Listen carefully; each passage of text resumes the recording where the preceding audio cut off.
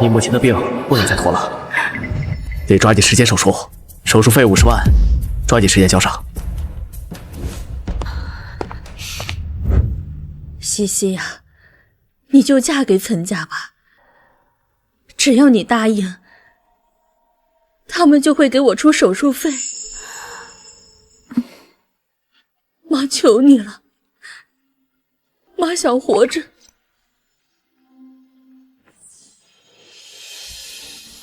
阿西，你怎么淋成这样？你去哪儿了？阿泽，我们被受伤了。阿西，你别开玩笑了。我要结婚了，对方是个老祖，有钱有势，能给我50万彩礼，你能吗？阿西，你不是这样的人。如果你爱钱，当初为什么要救下身无分文的我？我当初捡到你，想着能敲诈你一笔，没想到你失忆了。我自认倒霉，后来看你长得不错，才想和你玩玩感情。你当真？你撒谎！你真以为我能看上你？我本来就是嫌贫爱富的人。洛小姐，腿走了。阿西，你别走，我有钱，我都给你。这些不够，我可以打2份工、3份工。这点钱够干什么呀？我要嫁的是有钱人，钱才能给我想要的一切。你是他们朗诵的诗，从今以后，旁观你的不是，就是换回我个人的世界。阿西，阿西，阿西，阿西，你别走！阿西，他还在追车。你别走！我求你了！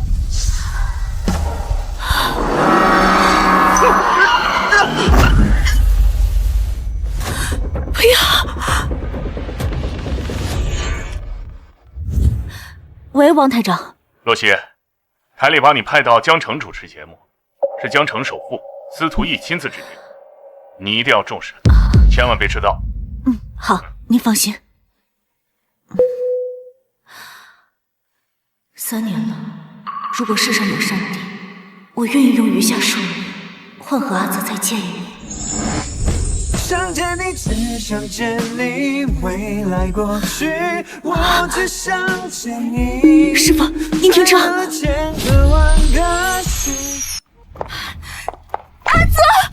师傅停车！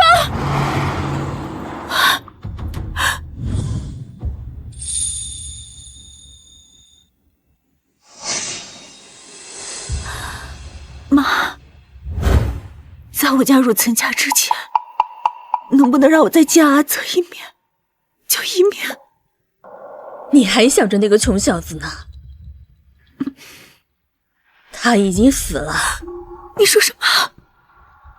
谁让他不知死活的追着车跑，遇上车祸，听说在 ICU 躺了好几天，最后没撑过去，走了。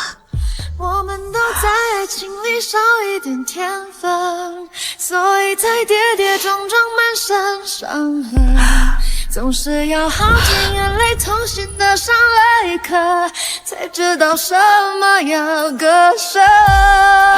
我们折腾了多少上天的缘分，才发现世界阿泽，师傅停车！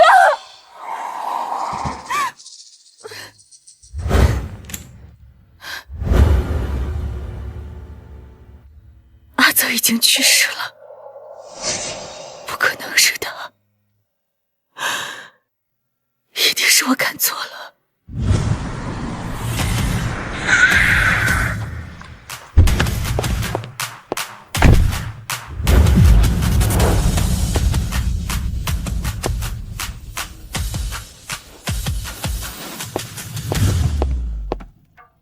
厉总，你要的洛西这3年的资料查到了，他现在是江城电台的主持人，按照您的吩咐啊，桩桩件件绝无遗漏。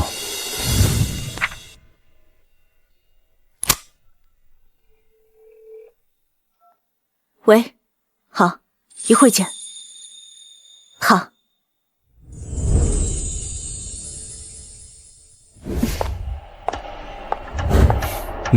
喂，王台长，我要到了。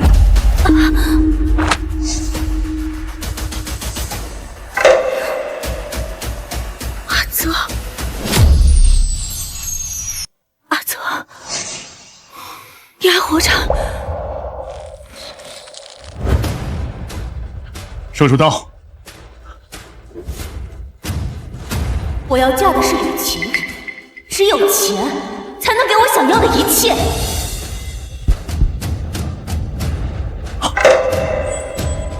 病人失去求生意识，准备除颤。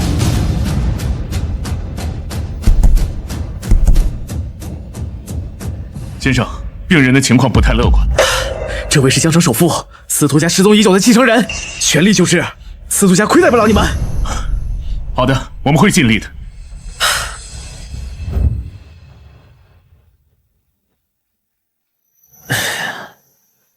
啊，少爷，你醒了。这是哪儿？1个月前，你遭遇暗杀，头部受创，失去记忆。这期间有位洛小姐在河边捡到你，并且一直照顾你。老爷子吩咐说要好好厚待她。后代，一个为了钱抛弃自己男友的女人，根本不配。3年了，1000多个日夜，我早已发誓，如果你敢回来，我一定让你付出代价。这位是我们江城首富司徒义先生，你乱叫什么？司徒义，请问您3年前在河边受过伤，有没有被一个女人收留过？没有。放给我！你真的不记得我了？我记得阿泽的锁骨上有条疤。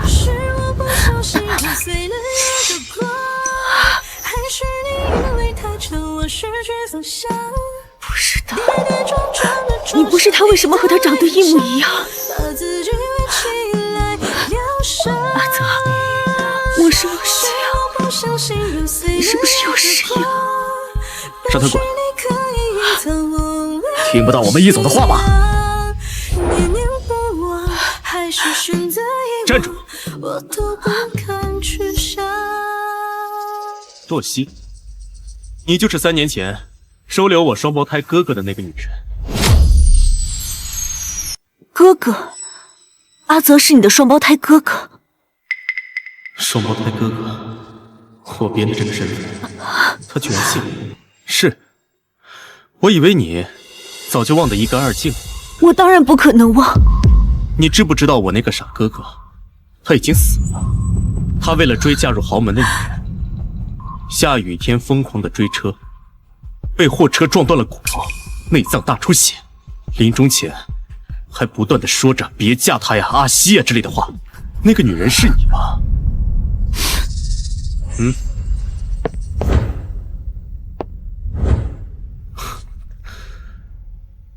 洛西，江城电视台节目主持人，履历很漂亮，这3年没少往高处爬呀。是不是抛下了我哥这个累赘，人可以活得体面点？他藏在哪儿了？能让我见见他吗？洛小姐，你当初是怎么抛下我哥的？你忘了？好不容易甩开我哥这个累赘，现在又想去墓地，就不怕他再次缠上你？质问你当初为什么要抛下他吗？别想着去墓地，他泉下有隐，也不会想见到你。许下承诺的是谁？那天被丢在雨里，差点被车轮碾死的那个人，早就不在了。现在站在他面前的是，让他当年那些行为付出代价的司徒逸。易总，节目10点开始录制，洛小姐这个状态恐怕……我从来都没有想过让她来录制。我懂了。怎么了，王台长？你被解雇了，易总不满意你的工作能力，不想看你，赶紧走吧。司徒逸，可我今天才第一次见他，这到底怎么回事啊？你问我，我还想问你呢，怎么得罪了易总？那可是跺跺脚整个江城到抖3抖的人物。赶紧滚，不要连累我！啊！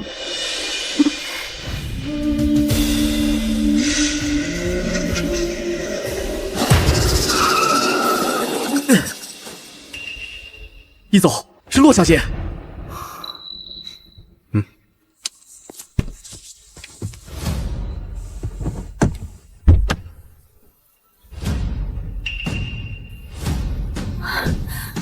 易总，你为什么要让江城电视台解雇我？江城不适合洛小姐，洛小姐还是另谋他处吧。易总，若是因为过去的事情得罪你，我道歉。可我今天来有别的事情。你是为了当年抛下我哥的事道歉，还是为现在挡我的路抱歉？易总，能告诉我阿泽目的在哪儿吗？你想知道阿泽的目的？行，那你就在这太阳下站着，什么时候我觉得站够了，什么时候我再告诉你。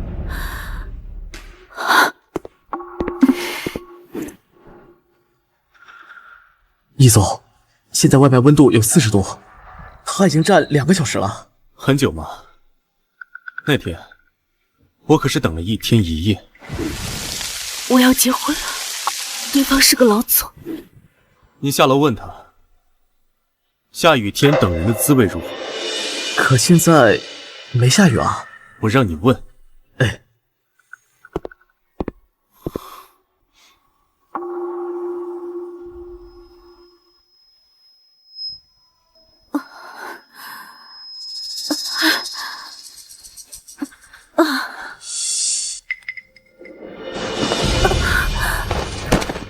杜西，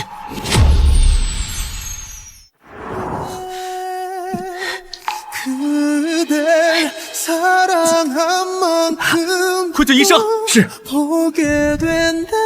医生说是轻微中暑，休下就好了。我知道了，你去吧。阿泽，别走，阿泽。你明明嫁给的是有钱人，怎么还在想着阿泽？3年了，你敢说你问心无愧吗？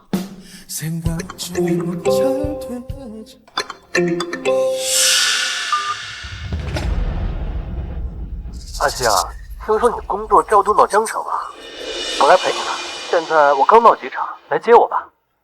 他没空。哎，你是谁？让阿西接电话，我警告你啊，我是他的。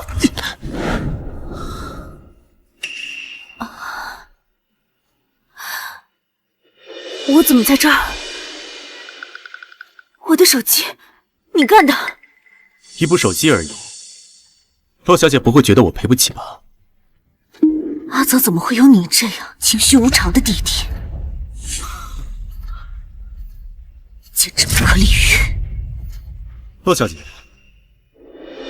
能不能做我的情人？你说什么？当年你抛弃我嫁给有钱人，如果等你再次爱上我，贪恋我给的荣华富贵，我再告诉你我就是阿泽，到时候我倒要看看你会不会跪在我面前说一句后悔。你年轻，工作正经，背景干净，你适合做情人的最佳标准。司徒逸，你到底想干什么？你上午把我从电视台解雇，中午把我晒得中暑，现在又让我做你的情人，你是疯了吗？我只是好奇，我哥为什么在临终前还惦记着你？他对你掏心掏肺，你却要着急走，把他丢在雨中，任由车祸碾压。现在你看到一张跟他一模一样的脸，你慌不慌？我要走了。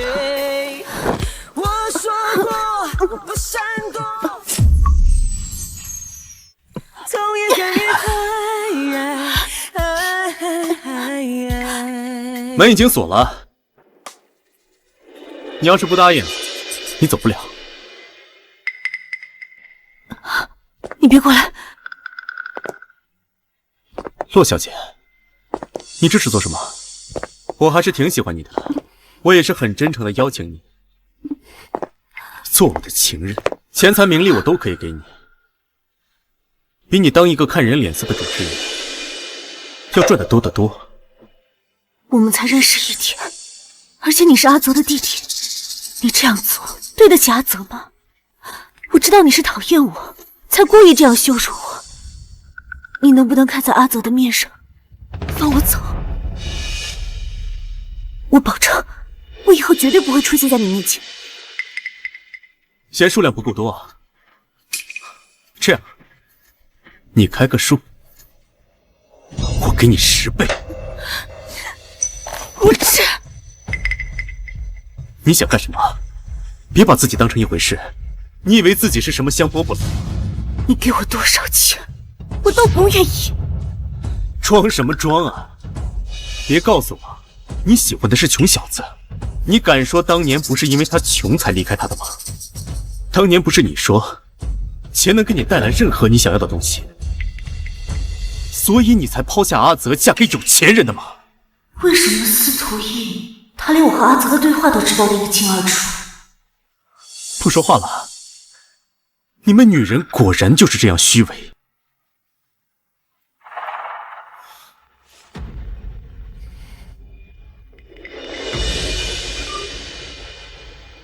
易哥哥，晚宴已经开始了，你怎么还没下来？宾客都在等着敬酒呢。让你亲眼见识有钱人的纸醉金迷，我就不信你还这么借口。我马上下去。今天晚上你做我宴会的女伴，我就考虑一下放你走。我还要知道阿泽的目的在哪？看你表现。刘特助，给他换一件干净的衣裳。是。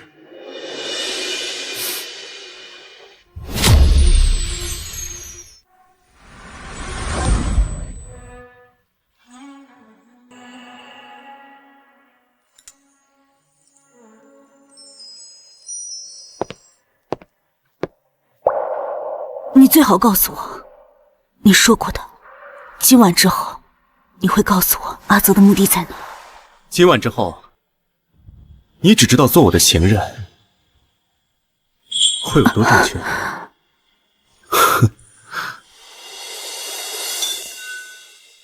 听说这些都是李小姐的未婚夫司徒义准备的。默默，你好幸福呀！那是，太羡慕了。哎哎。默默，那个女人是谁？她怎么挽着义走？义哥哥，这不是被你换掉的那个主持人洛曦吗？她怎么在这儿？她不该来这种场合。来人，把她带走！我现在就走。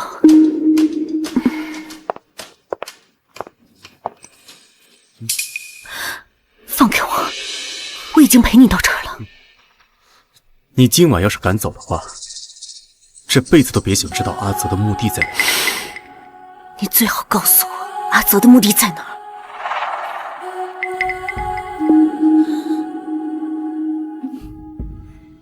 久闻司徒先生和李小姐订婚喜讯，我敬二位一杯。有了婚约，还敢和别的女人不清不楚，他跟阿泽半分都不像。诸位，洛小姐是我旧相识，敬她就是敬我，还希望诸位不要放过她。司徒义，在座的各位都是有头有脸的人物，洛小姐不会失礼吗？还是说你不想知道阿泽的墓地在哪儿？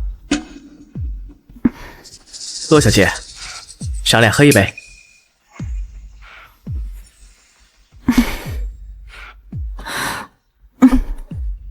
洛小姐，好酒量啊！再来一杯。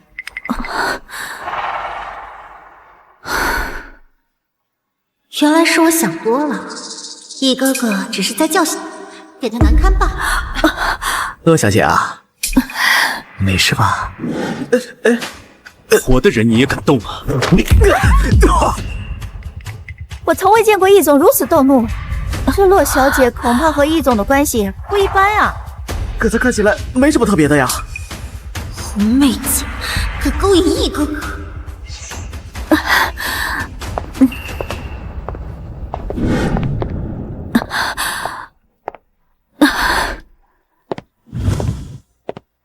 不喝了，我真的不能再喝了。不喝，就别想看到阿泽墓地。我不明白，不明白什么？为什么看着我痛苦，你才开心呢？那是你应得的。如果是因为我当初抛弃阿泽，这的确是我应得的。可你明明有着婚约，你还要让我做你的情人，你到底出于什么目的？阿西，岑宇，你是怎么找到这儿的？根据手机定位我才找到你。我一直联系不上你电话，都给我急死了。还好啊，我们手机互相绑了定位，这才找到你。不能再和司徒逸纠缠下去了。亲爱的，幸好你来了。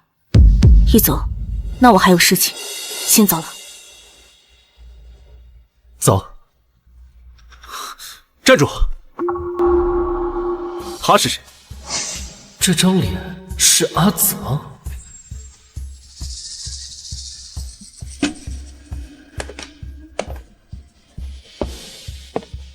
咋整地上了？阿泽？哦，你哭什么哭？你未婚夫都看到了。易总，这是我的爱人，我们当初还有过一个孩子。现在的我还符合你的标准吗？你说什么？这个洛西由不得。我们走。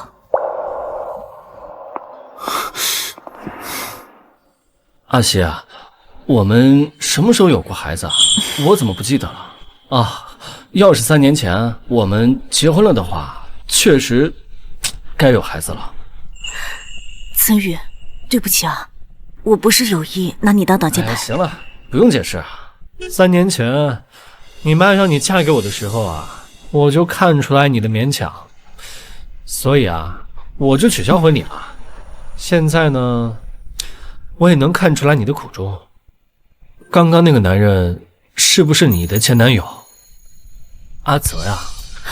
他不是，他是江城首富司徒逸，他是阿泽的弟弟。弟弟？阿西，不管他是谁，你要是不想被他纠缠，我一定会帮你到底的。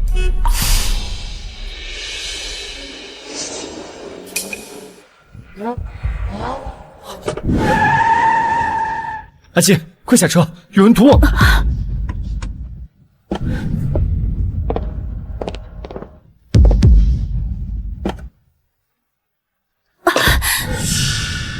你们想干嘛？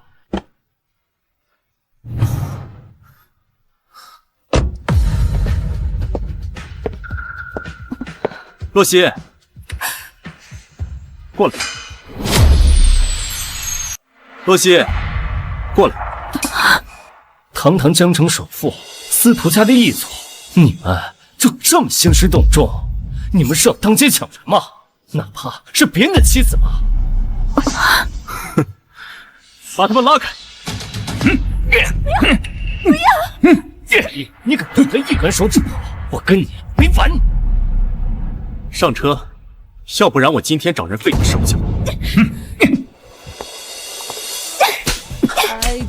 疯子，你哥善良心软，可身边从来不会有这么多恶人，也更不会像你这样心狠手辣。动手！松手！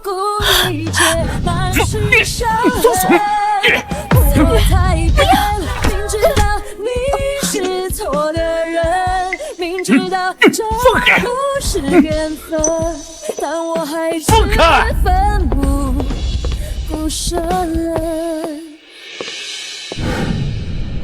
易总，洛小姐毕竟结婚了，你这么不计后果的行事，会不会不太好？结了婚又怎么样？她能为了钱和别的男人在一起，也能为了钱和别的男人分开。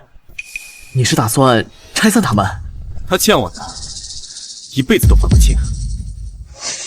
你觉得我会让她和别的男人过得舒舒服服的吗？哼！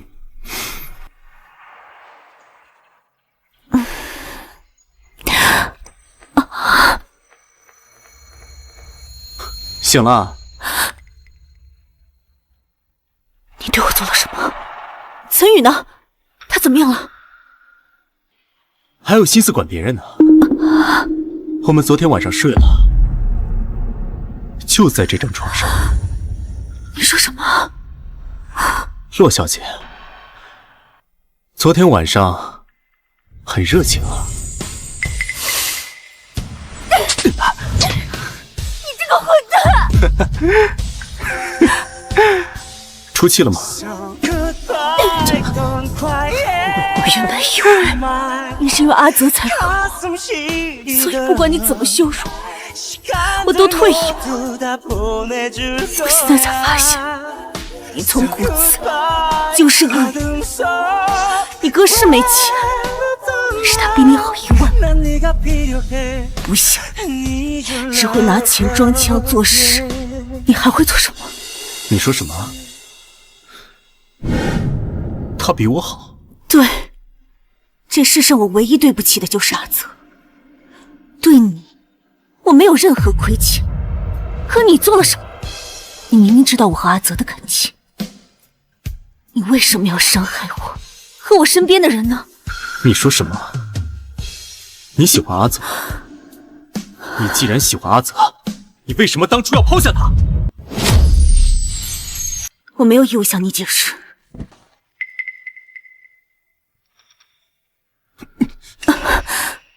和岑宇离婚？凭什么？你有什么资格管我？就凭我是能让你唯一见到阿泽的人。你和他离婚，我就告诉你阿泽在哪里。没有你，我也同样能够自己找到阿泽的目的。你不必拿这个来要挟我。那岑宇呢？我们的事情和岑宇无关。我昨天可以放过他，那以后呢？岑家在江城的产业，我想让它消失，轻而易举。至于岑宇，全看我心情。你无耻！你不信啊？刘特助，半个小时之内查到岑家所有的资料。是。等等。怎么？反悔了？马上和他离婚，别逼我。司徒一行谋臣，不择手段。如果还在这个城市待下去，下一个降临的又会是谁？难道我只能离开江城，离开这个恶魔？好，那你等着。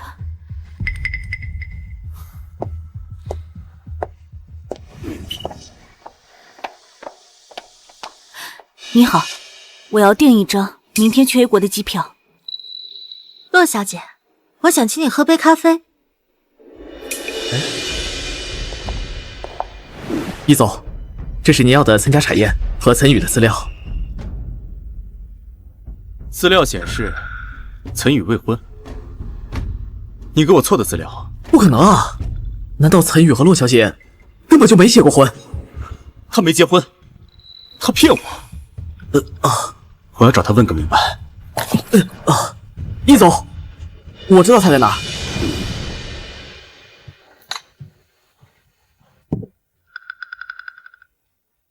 李小姐，找我有什么事情吗？说吧，要多少钱你才肯离开易哥哥？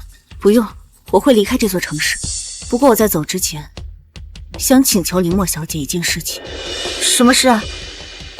是这样的，我知道李小姐是司徒义的未婚妻，关系亲密。你能告诉我他哥哥的墓地在哪儿吗？什么哥哥？司徒义有一个双胞胎哥哥，3年前和我相识，不幸遭遇车祸去世了。我想走之前去他的墓地看一眼。你在胡说什么啊？义哥哥可是司徒家10代单传的独子，从来都没有什么双胞胎哥哥。你说什么？义哥哥？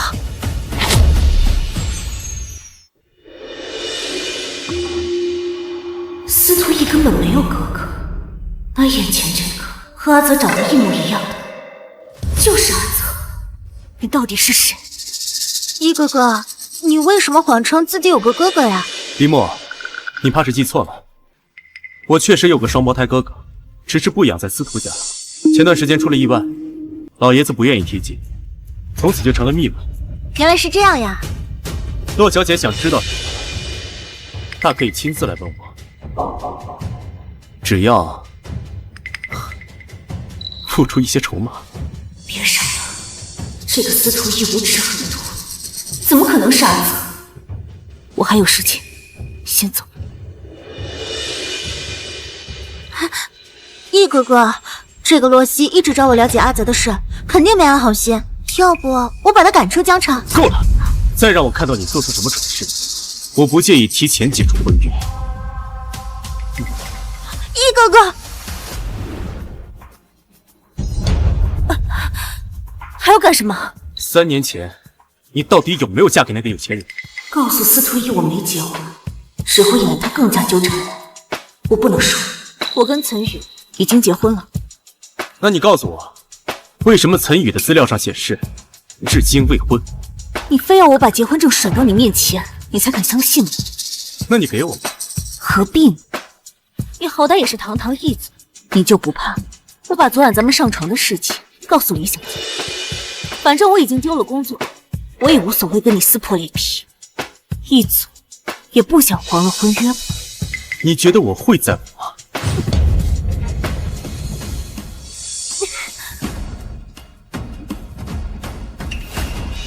我已经订好机票，马上离开这里。你订了机票，去哪儿？他宁愿撒谎和岑宇结婚，宁愿买飞机票离开，要摆脱我。跟你没关系，还给我！说，你订了机票，要离开去哪儿？去哪儿？我已经丢了工作，在宴会上丢尽了脸面，还被你……我要不是看在你是阿泽弟弟的面子上，我早就报警了。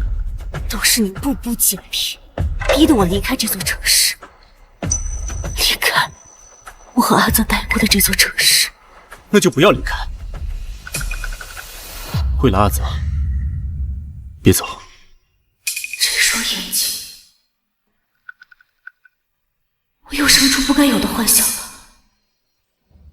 当年你抛弃阿泽，现在凭什么说走就走？想都别想！司徒义，你到底要怎样才肯放过我？你不是想知道阿泽的墓地在哪吗？怎么现在又不在乎了？原来你就是这么一个假情假意的人。当年抛弃过阿泽1次，现在又想抛弃他第2次是吗？司徒义，我跟你说了，我不会给你任何机会离开我。留下来，明天准时去台里。如果你让我满意的话，我会把阿泽的墓地告诉你。司徒家连阿泽的存在都当成一文无证，想来墓地也只有司徒义知道。眼下没有别的办法，不如先答应他。好，我可以留下来，不过你不能再逼我做我不想做的事情，否则我立马离开。这是什么？这是什么？别碰我！还在为阿泽守身如玉呢？你身上的哪一点我没看过？哼，这么宝贝这个东西，我倒要看看这是什么。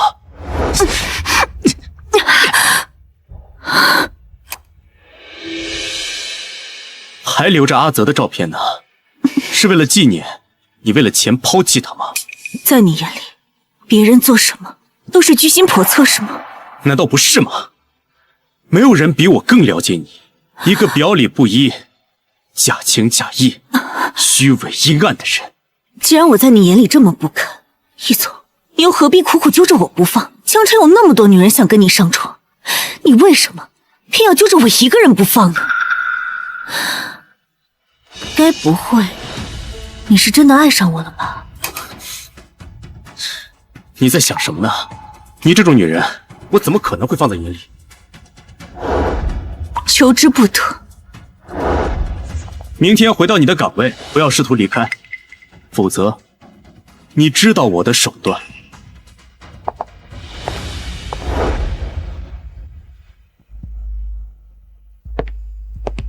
小伟，听说这次是台里重点项目，采访嘉宾是谁啊？采访嘉宾是易总、李小姐，里面请。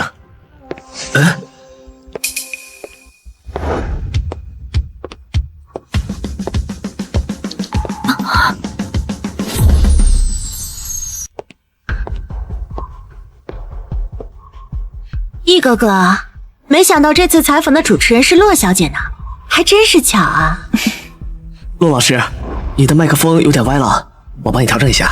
就算他没加参与，这3年身边也不会缺男人，随便哪个人都能碰你，装什么对阿泽念念不忘？这只是工作。工作？你的工作内容需要碰他的领口吗？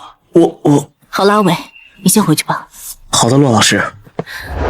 易总，李小姐，我们采访可以开始了。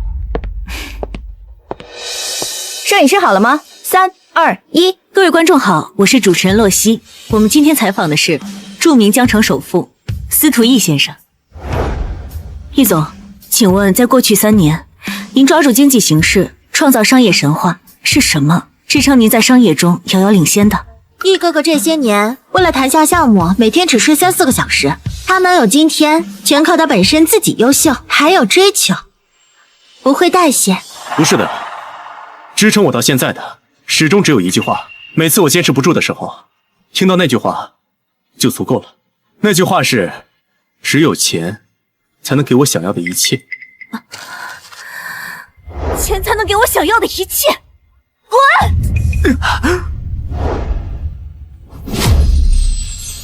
！3年前那个雨天，是我说出了这句话。他这是在替阿泽报复我，还是他根本就是阿泽？洛小姐，怎么了？我们继续下一个问题。别急，我还想跟观众讲个故事。不好意思，我们没时间了。我有个朋友，3年前，他女朋友因为钱抛弃了他。从那个时候开始，他就拼命的赚钱。他发誓一定要等他赚够足够的钱。那个时候，看他还有什么理由拒绝他。易哥哥，你朋友好可怜啊。这3年，他无时无刻不在等他回来。1年又1年，他朋友已经跟他说不要再等了。他不信，终于到第3年，他终于见到了他。他再一次回到了江城。然后呢？他想过无数个重逢的时候，他会对他说什么。现在他想到了，那就是他会不会后悔抛弃过他，哪怕一瞬间、1分1秒。导演，不好意思，我要暂停一下录制。劲爆！这么大新闻，怎么能中断？继续录。洛小姐，不如你来回答这个问题，说说他会不会后悔吧？我觉得每个人都有后悔的时候，只不过他们都有自己的难言和苦衷罢了。苦衷？什么苦衷？听到他的死讯，3年了，你不该回来看看吗？3年了，你不该回来看看吗？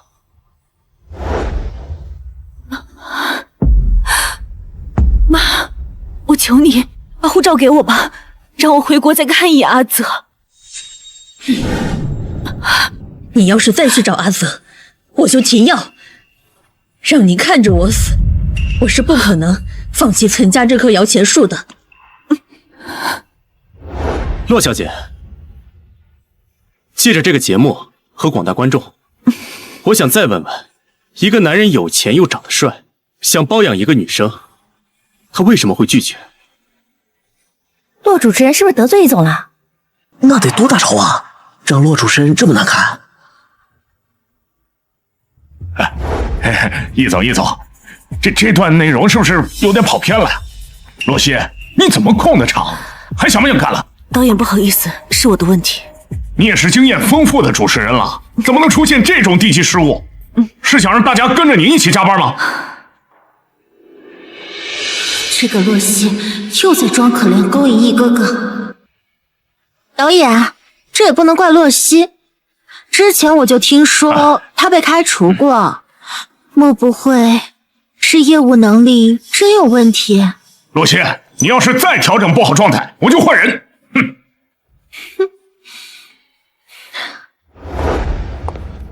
大家加班辛苦了，我请大家吃下午茶。哎呦，谢谢。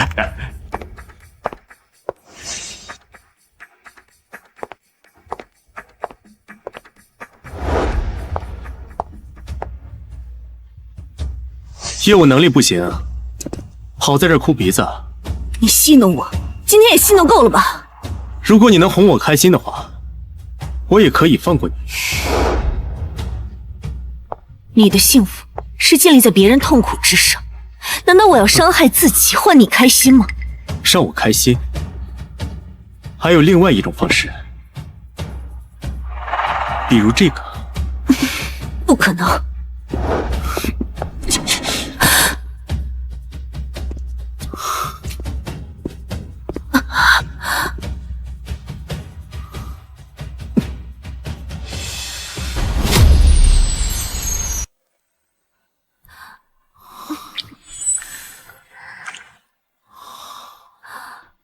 为什么我总是抗拒不了他？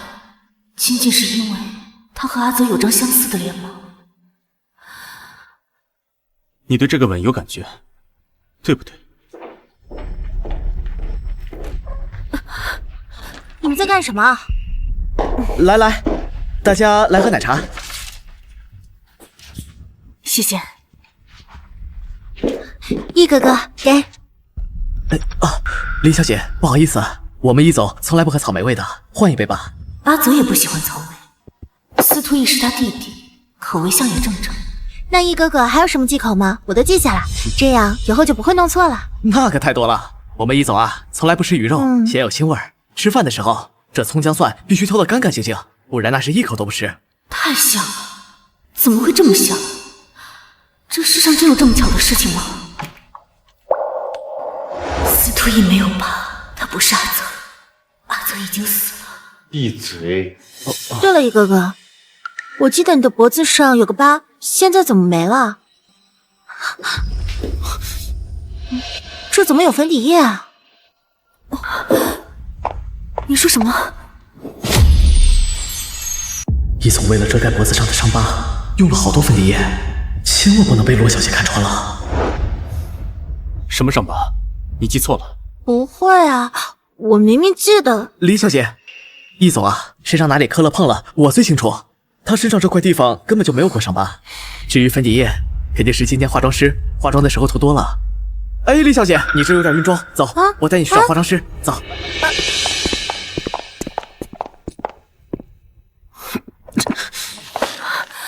我之前跟你说过，只要让我满意，我就把阿泽的目的告诉你。可你今天的表现，我不太容易松口啊。你我的恩怨，不必带到节目上。哼，怎么，耽误你晋升了？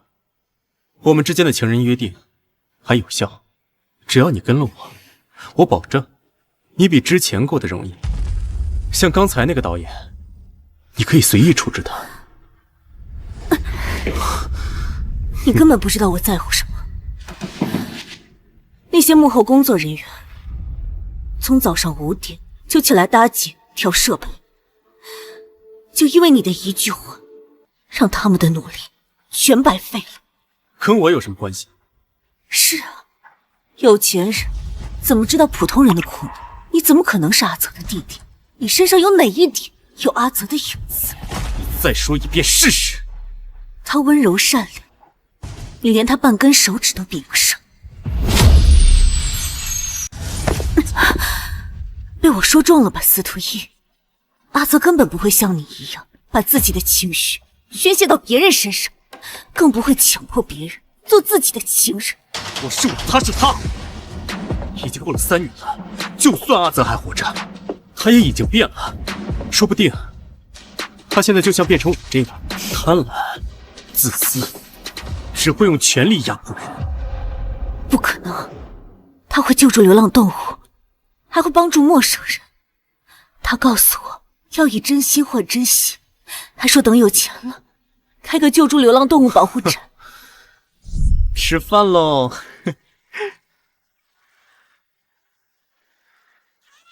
你会像对小猫一样对我好吗？连猫的醋你都要吃啊！以后我会对你们每个人都好，尤其是你。他早就忘了这些承诺。3年了，什么都会变，连你都会变得不爱他。你难道还觉得他是个会救助猫、救助狗的傻小子吗？你不是他，你凭什么这么说他？我就是他。你说什么？你说什么？我是他亲弟弟。我了解他，比你了解的更多。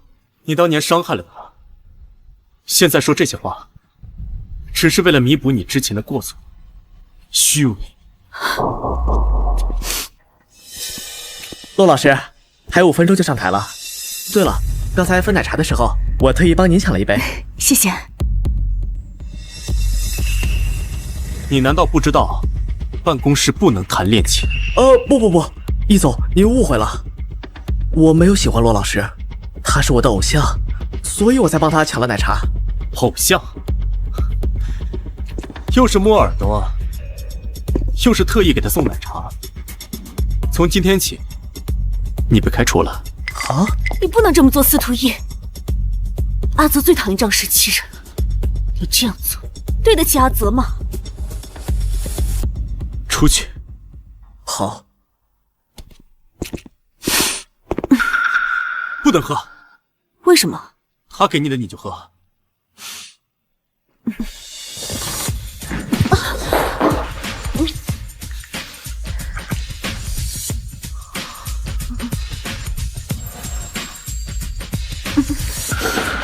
干什么？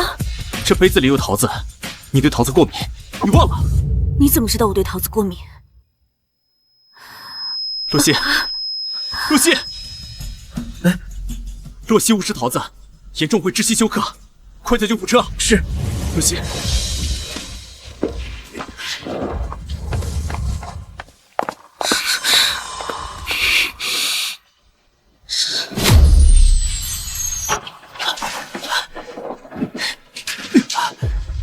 全力救治，用最好的医疗设备。好的，易总。先生，我们要检查了。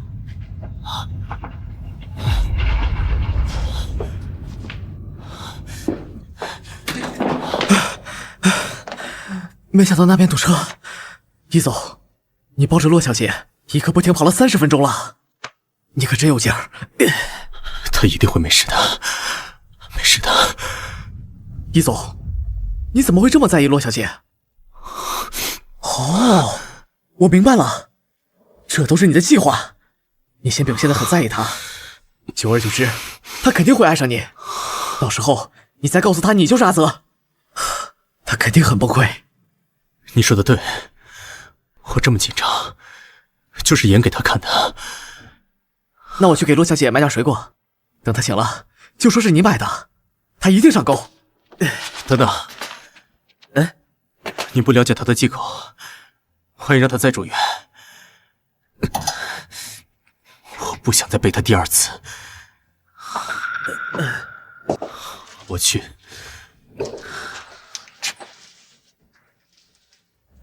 你这到底是报复还是追求啊？自己搞明白没有？一哥哥难道真的对他动了心？凭什么？你不过是个被易哥哥报复的女人。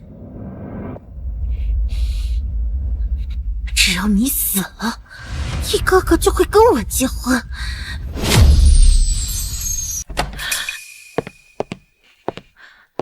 李小姐，你怎么在这儿？你醒了？我有话要跟洛西说，请你出去，留他住。可我刚才看到你在动，洛小姐。没事，我相信林墨小姐不会对我怎么样的。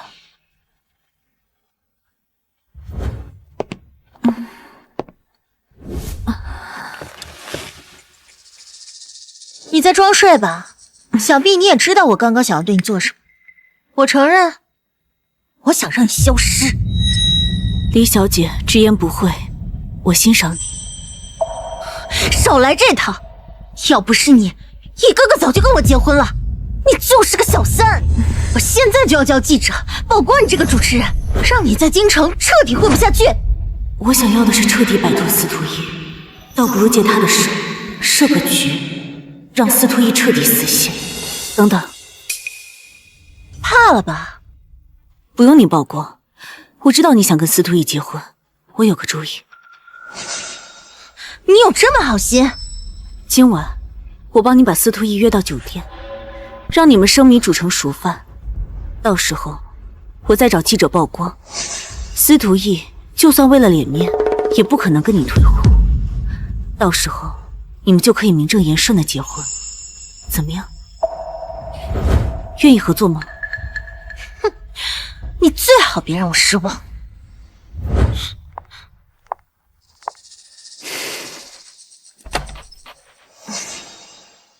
洛西，你没事吧？岑宇，这段时间你去哪儿了？你怎么样？是司徒逸，是他设计我们家遇到官司的。我爸都被气得住医院了，给我气得焦头烂额，所以才一直没时间来找你。没想到在这儿碰见你了，你怎么也住院了？我没事，岑宇，你能不能帮我一个忙，帮我找一批记者？你是不是有办法对付司徒逸？这次我打算跟他彻底决断。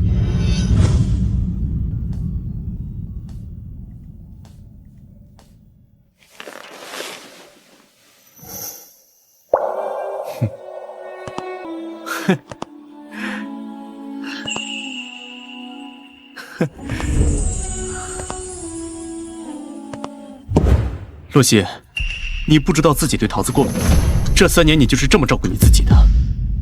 到这个时候还觉得他傻子？你怎么知道我对桃子过敏？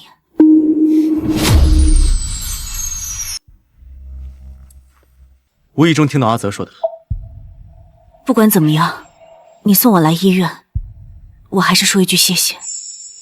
毕竟你是我哥的女人，跟我也有过一夜情，于情于理，我都不会看你出事。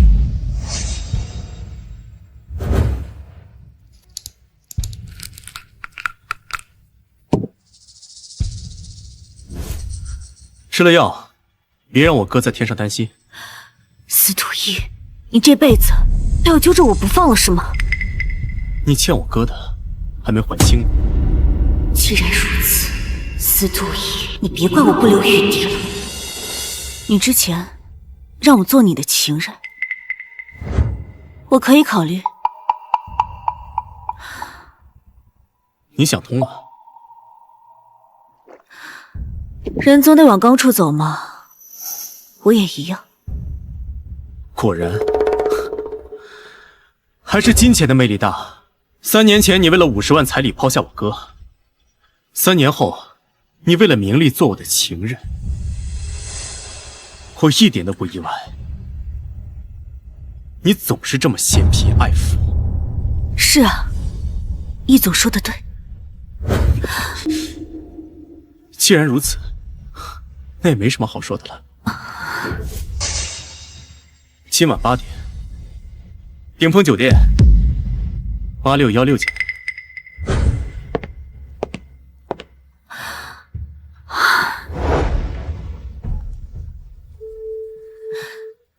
喂，李小姐，顶峰酒店8616房间。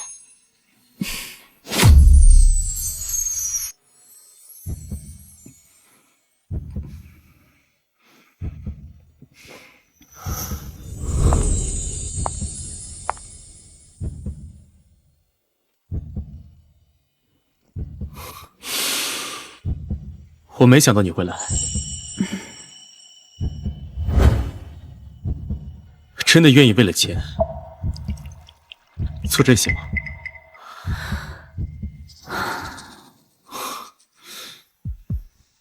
我最后再给你一次机会，你现在可以离开。不用，我会把你当成阿泽，度过这一晚。脱吧。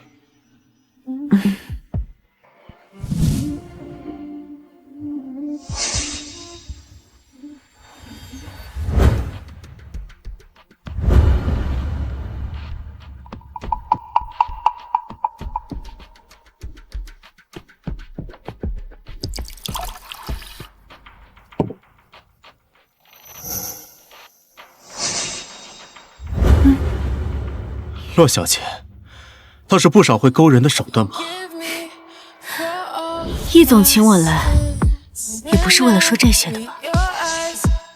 既然要为，那就嘴对嘴呗。好。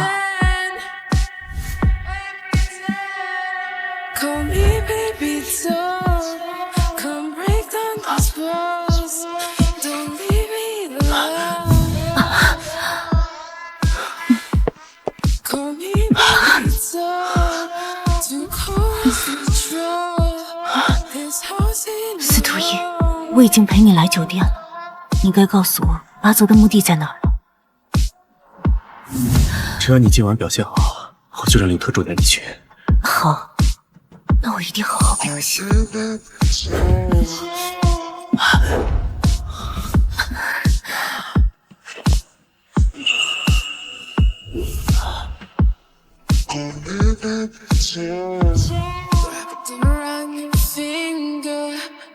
司徒一，司徒一，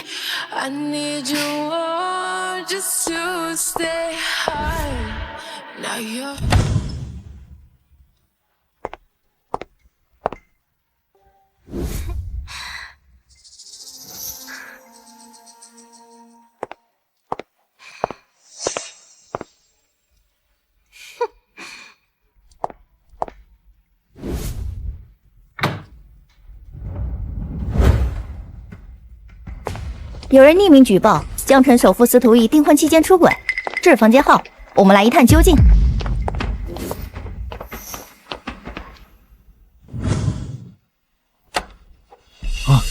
易总，易总，有人秘密爆料你背叛李小姐，请问床上的这位是你的出轨对象吗？易哥哥，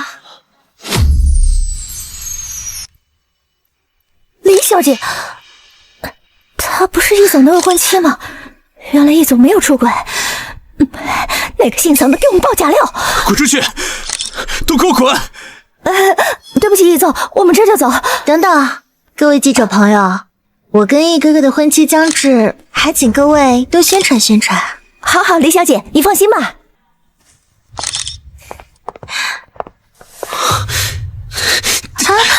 易哥哥，你去哪儿？你生气了吗？你和洛西联合算计我！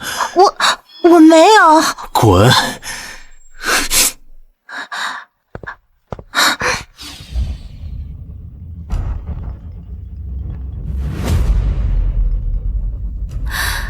喂，李小姐。是我，司徒家看到新闻，已经在筹备婚礼了，后天就是我和易哥哥的婚礼。恭喜李小姐得偿所愿。总之，你赶快消失，别再打搅我和易哥哥。为什么我听到司徒义的婚期，心里有些难受？洛西，你为什么要算计我？你为什么要这么做？就这么恨我吗？司徒义，你所做的一切哪一点不值得我恨你？你应该庆幸，我迷于你的时候，没有趁机阉了你。你以为这样就能摆脱我？你太小看我了。我动不了你，但司徒家的人呢？我想叶总应该会乖乖结婚，别再纠缠我了。否则，我算计得了你一次，也能有第二次。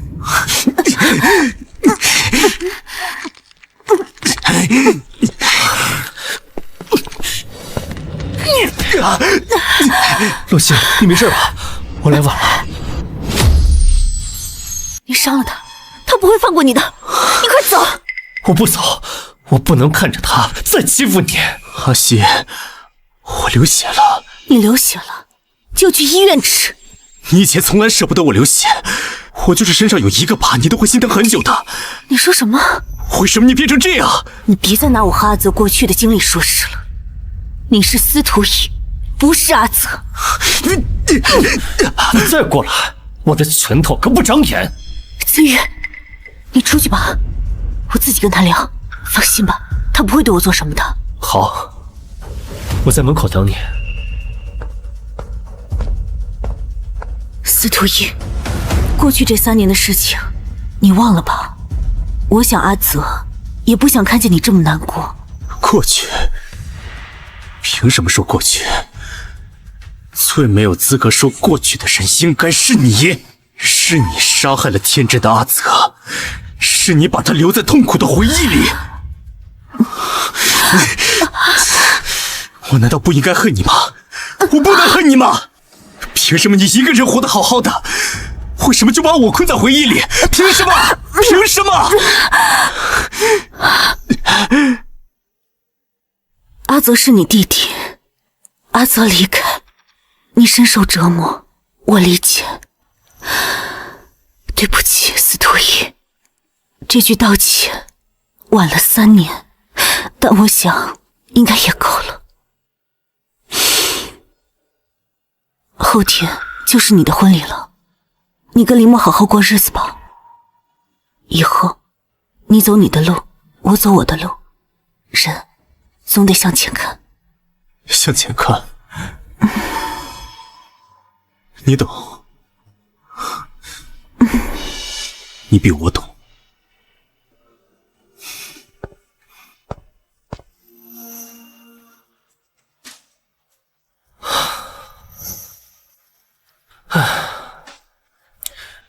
帮我查查司徒逸和阿泽到底是什么关系？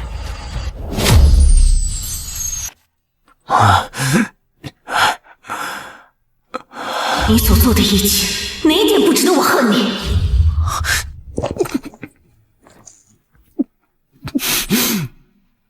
你跟林墨好好过日子吧。以后你走你的路，我走我的路，人总得向前看。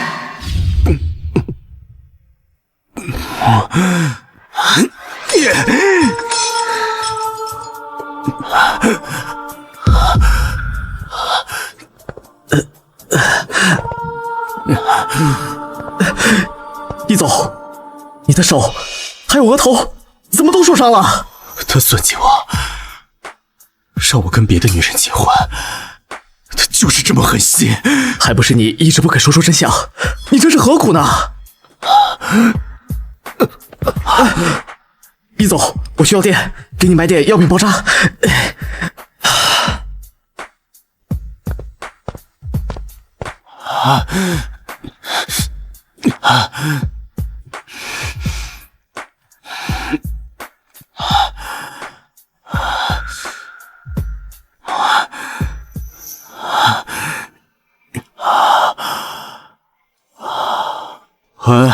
阿西，别不要啊！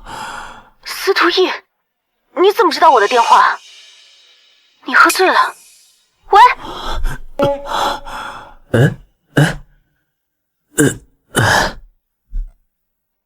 喂，你是他女朋友？快来把他带走，我们要打烊了。地址文泽路。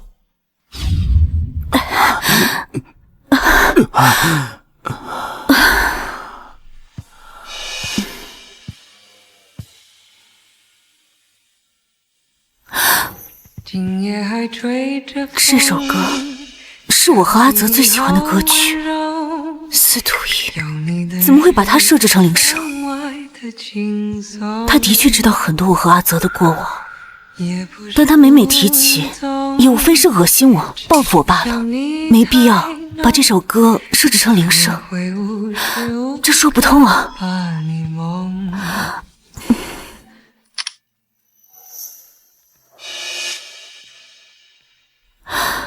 我到现在还不知道阿泽的目的在哪儿，我不如把握住这次机会。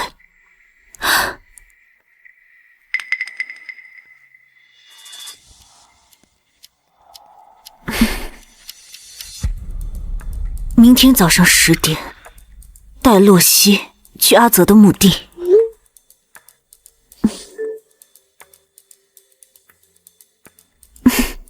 什么计划？你再说一遍。就是您跟洛小姐说您是阿泽的弟弟，然后用钱逼他直接爱上你，等他彻底离不开您的时候再揭穿您就是阿泽的计划呀。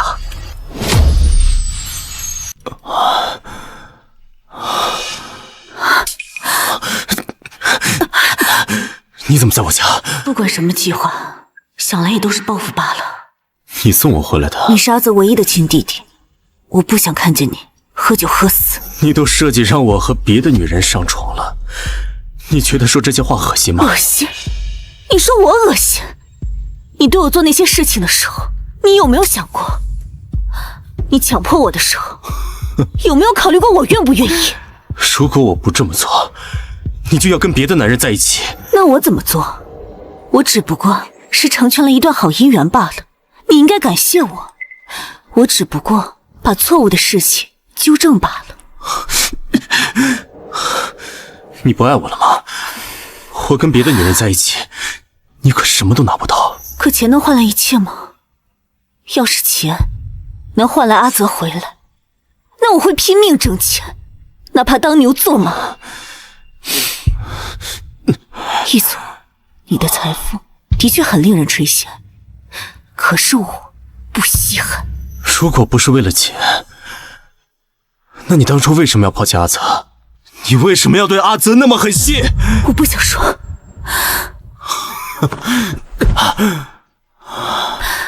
对了，我昨天只不过是迷晕了你，你和林墨什么都没有发生，所以那一晚你到底有没有对我做过什么？你说呢？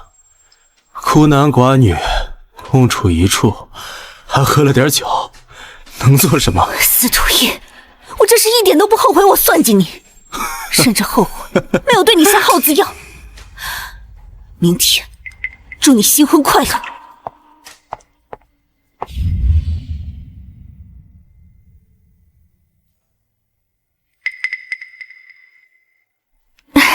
按照易总吩咐，今天我要带你去墓地。走吧。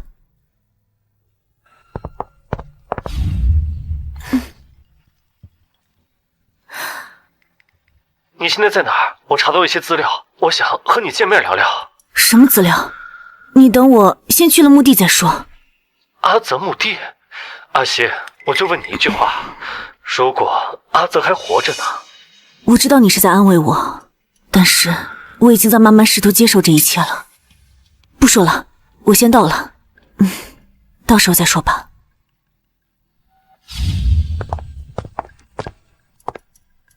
洛小姐，就是这儿了。那我就不打扰了，今天易总婚礼我还得回去帮忙。你先回去吧。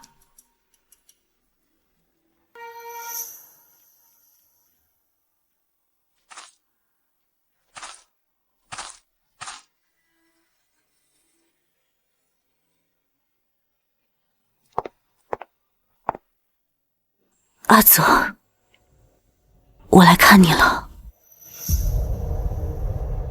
哎，你是这个墓地什么人啊？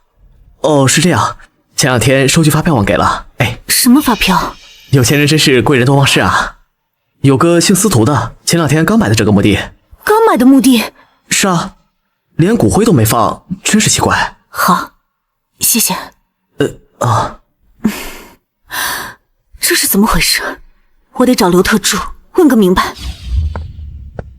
刘特助，易总，今天是你婚礼啊，你怎么跑出来了？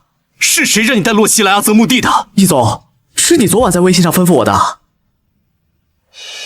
蠢货，那微信根本不是我发的，是洛西趁我喝醉在套你的话呀！啊，原来是这样。不过你放心，那块墓地他肯定看不出来任何问题，他绝对想不到你就是阿泽。毕竟谁会没事自己给自己买墓地？闭嘴！阿泽，为什么？为什么要骗我？司徒已经是我找了3年，练了3年的阿泽，那些难堪的指责，刻意的刁难，全是他故意的。洛小姐，我刚才跟易总就是随便聊聊墓地的事儿，你想多了，谁会没事给自己买墓地呢？我刚才就是脑子一抽，随便说的。骗我有意思吗？洛小姐，事情真不是你想的那样。哎，洛小姐，你别走啊！你听我解释。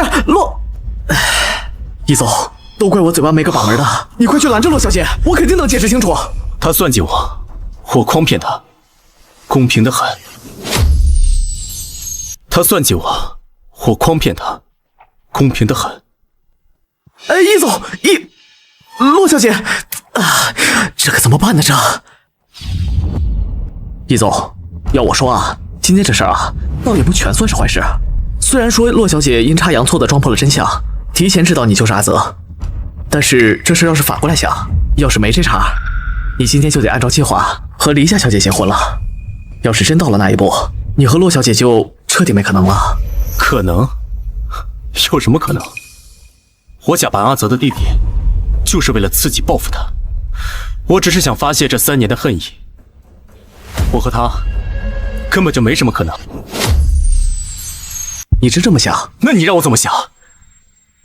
你让我想，他是怎么算计把我送到别的女人床上，让我想怎么像个没事人一样让我往前看，怎么像明明知道我是阿泽之后，却毫不在意的往前转身就走。他问了你2句话，你都没回，他才转身走的。我已经够憋屈了。3年前我被他丢在雨里，3年后我又被他这样算计，凭什么要迁就他？凭什么要先低头向他解释？行，易总，我不说了。哎，不过眼下还有个麻烦，你今天当众放了黎家鸽子，等于说是逃婚了。老爷子那边恐怕也没法跟黎家交代，黎家那边肯定也不会善罢甘休的。易总，易总，你说我在他心里还排得上号吧？为什么他总是可以轻而易举，毫不在意的伤害我，并且没有一丝惭愧？你这哪是在问我呀？分明是自己跟自己较劲儿。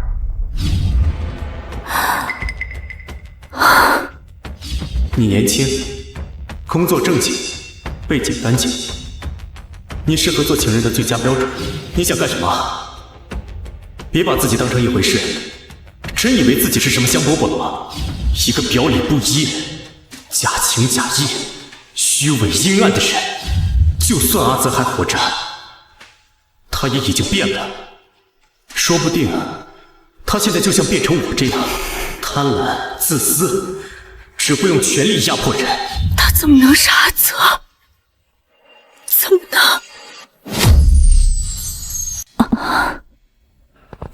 阿西，怎么脸色这么差啊？曾宇，你怎么来了？我来啊，是想告诉你，我查到了一些关于阿泽的资料。昨天你说你要去阿泽的墓地，我怕打扰你，就一直没来得及给你看。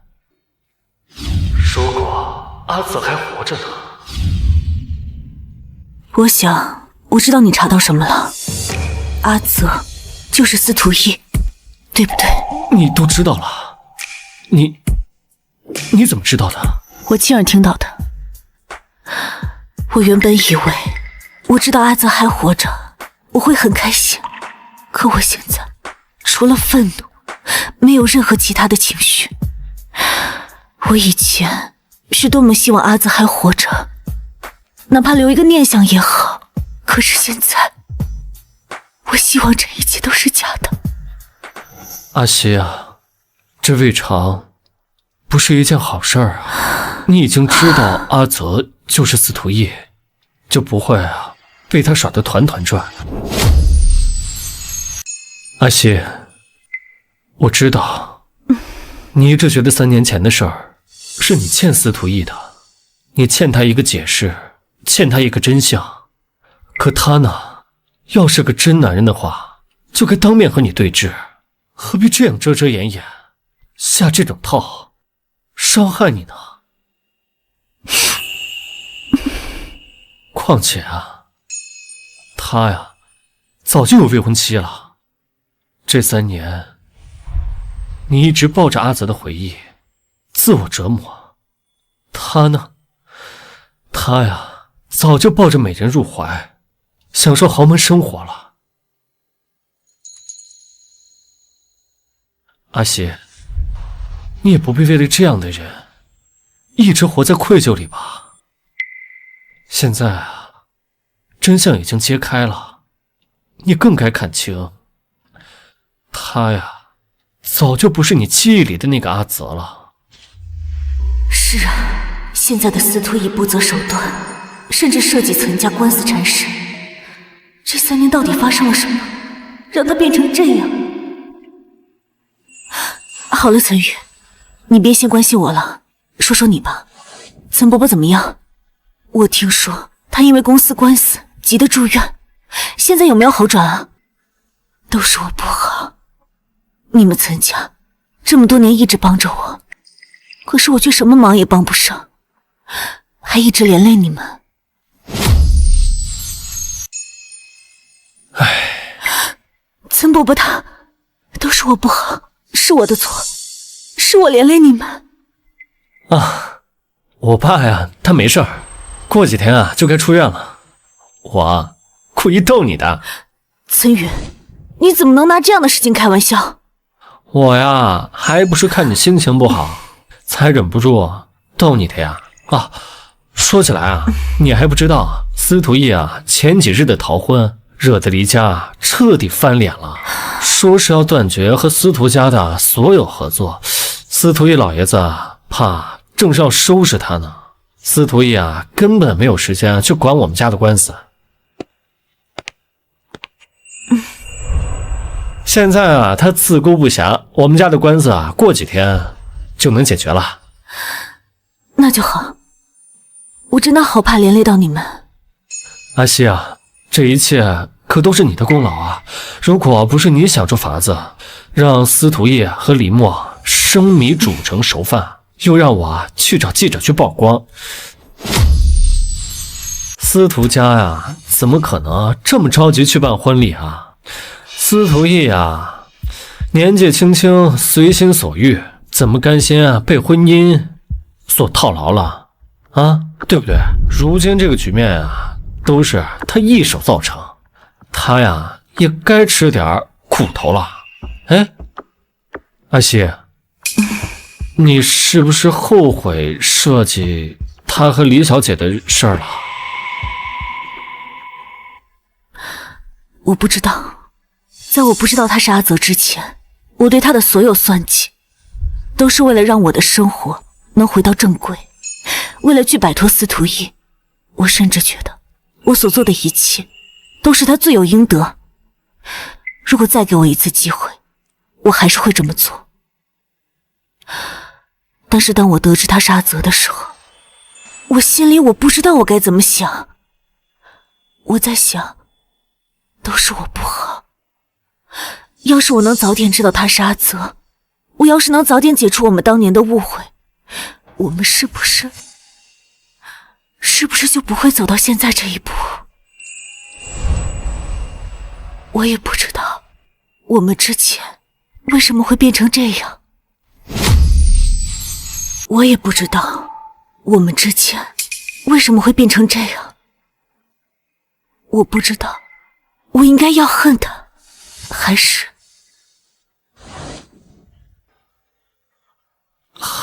什么？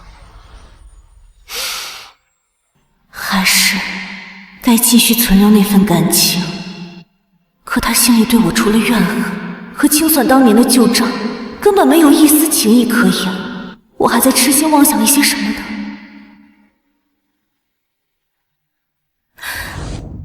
好了，岑宇，这些事情纠缠在一起说不清楚，我也不想让这些事情再连累到你，毕竟我也不想再多欠一个人情。欠人情？阿西，我们之间一定要算得这么清楚吗？没有，我只是觉得朋友之间也不应该一直麻烦，一直连累对方。朋友啊，确实，朋友之间确实该互相帮衬。你先忙吧，我就走了。哦，对了，过几天啊，我让伯母来看看你吧。我妈？我妈？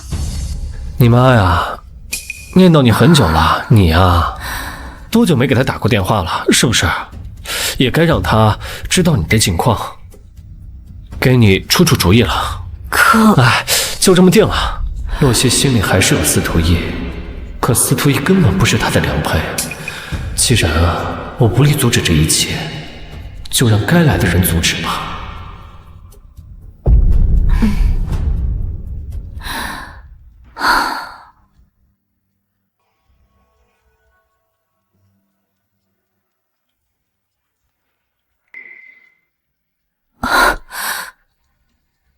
司徒逸真的逃婚了。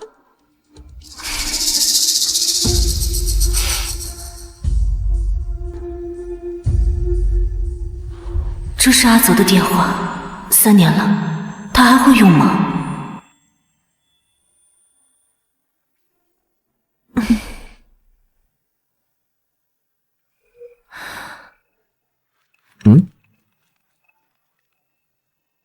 喂，洛小姐。你怎么知道是我？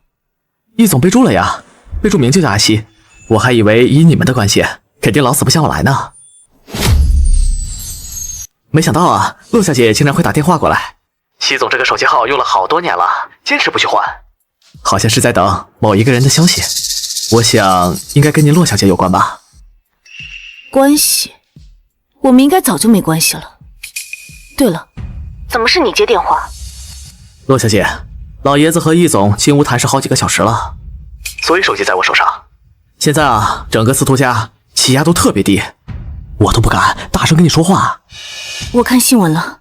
哎，集团现在乱成了一锅粥，股东们天天打电话来质问，要求司徒家赔偿损失。李家更是不用说，断绝了跟司徒家的一切合作。那阿泽、司徒逸呢？洛小姐，这件事您还是亲自去问他吧，我也不方便说呀。好，我知道了，那我先挂了。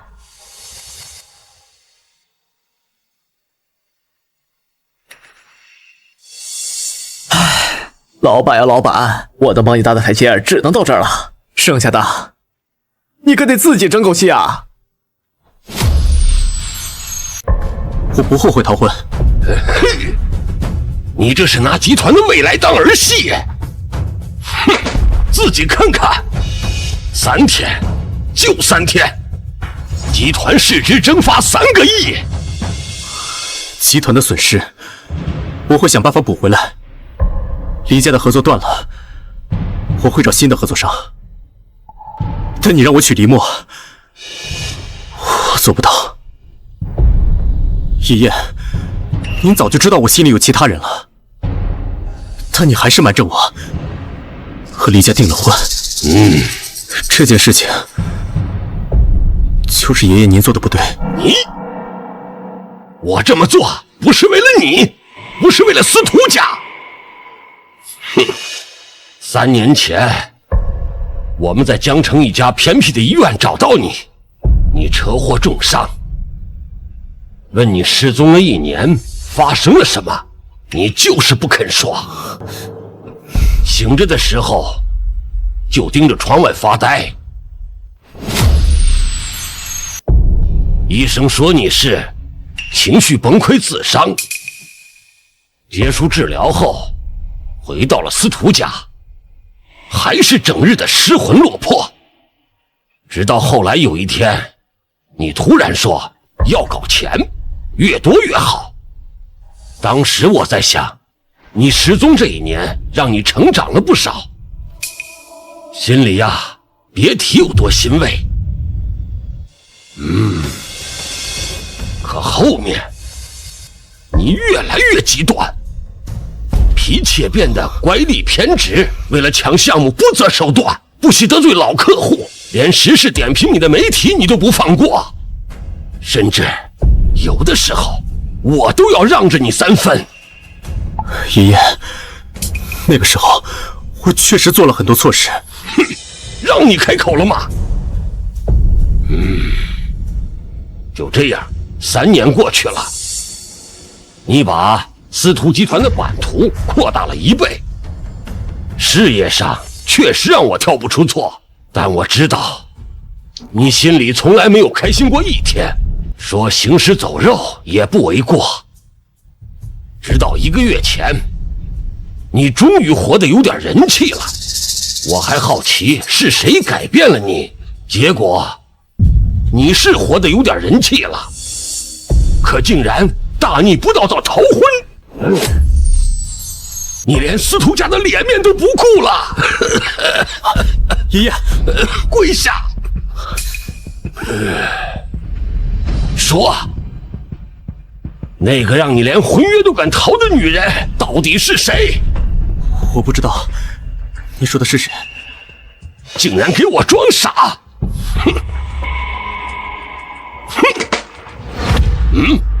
就是这个女人。这个女人，不就是当年照顾你，和你有段恋情，最后又突然甩掉你的洛西吗？现在突然回来，是不是见你功成名就，想勾引你了？你以为你瞒着我，我就什么都不知道？李默这孩子心善，还替你打掩护，说你们只是朋友，还说只要结婚，你心里装着谁都不重要。可你是怎么对人家的？你一面没露就逃婚了。你有想过李默一个女孩子怎么应对那些流言蜚语？你让那些名门望族怎么看待她？那也比耽误她一辈子强。我看你是被那个洛西迷得鬼迷心窍了，我今天就让他滚出江城。爷爷，你不能这么做，他没有做错任何事情。没做错任何事儿？那你告诉我，为什么李默跟我说你在实施一个报复洛西的计划，计划实施到最后，反而把自己都搭进去了？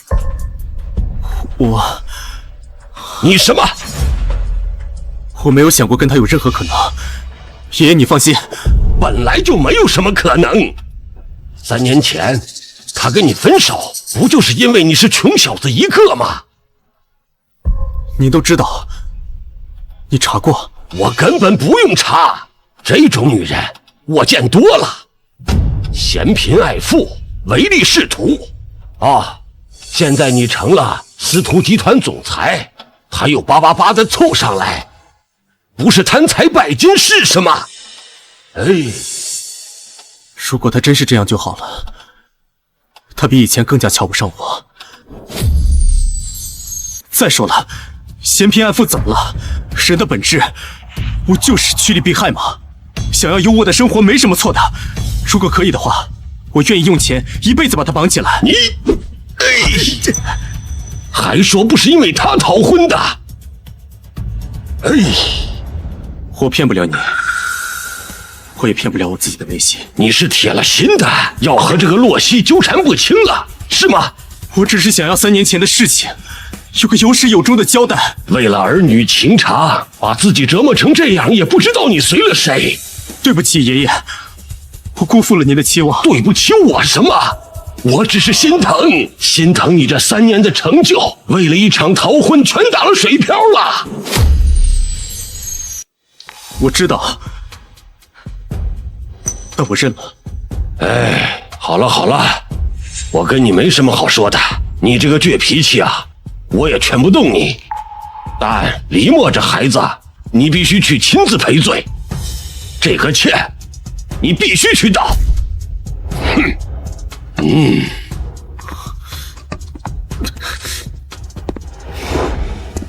易总，你怎么一点伤都没受？老爷子没打你？我在外面听到里面噼里啪啦的，你怎么连块皮都没破？快扶我起来！哦，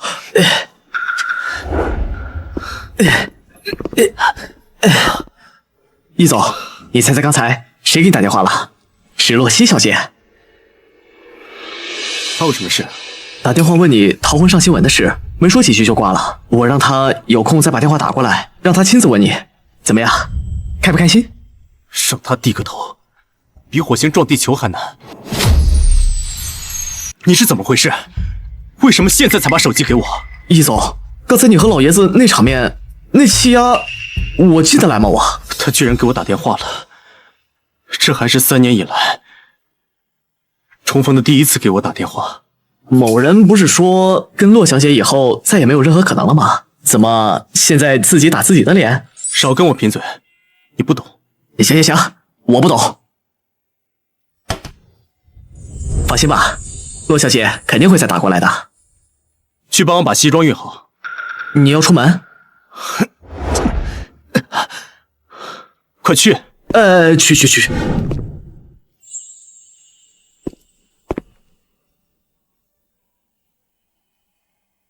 真好。什么真好？你这一去，肯定跟洛小姐修成正果了。我为你们感到开心。谁跟你说我是去见洛曦的？万一我是去见李默的呢？啊，易总，你刚逃完婚，现在去见李默小姐，不合适吧？爷爷让我去的。易总，你要是去见李默小姐的话，我不能让你去，因为你这一去，就同时伤害了2个女人。行了，我是去见洛曦的。要再等她开口的话，我可等不及了。太好了，我就知道易总不会比女人还拧巴，有什么事不能说出来？自从墓地之后，我确实对她还怄着气，我气不过她爱的比我浅，比我轻。可是，爷把这3年经历给我讲了之后，我突然才发现，我熬了3年，行尸走肉的活着。我发现我不是在恨洛曦，我是在跟自己过意不去。我恨的不是他，我恨的是我，当时没有金钱，没有能力留住他。现在我有能力了，我现在能够撑起司徒集团，我现在有能力能够保护一个女人，可我却临阵脱逃，在这比较谁爱的轻，爱的少，我是不是太蠢了？你说的对，有什么事情是不能说出来的，与其跟他比倔强，倒不如我自己先低头。反正这辈子我肯定跟定他了。易总，跟了你这么久，今天是你最帅的一天。行了，赶紧把车开出来，到时候时间晚了，错过了下班，我可就见不到他了。啊，我这就去。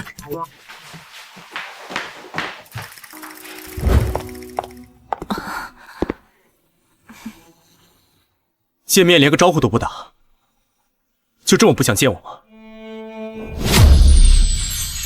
转过来。有什么事吗？有什么事吗？现在连名字都不称呼了，这就是洛小姐的礼数。易总，我还有事情。易总，阿泽这个名字是不是被你忘得一干二净？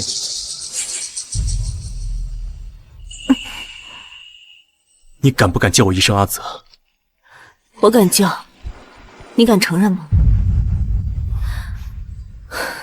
易总这种有权有势的人，放着自己名字不用，要用这种与自己身份不搭的名字，岂不是让易总脸上无光？阿泽这个名字是我起的，寓意是希望这个人永远被福泽眷恋，因为他在我心里太美好了，好到我觉得这个世界上所有的温柔跟幸运都该围着他转。易总，你想让我叫你什么都可以，唯独阿泽不行。毕竟他早就死在3年前那个雨夜。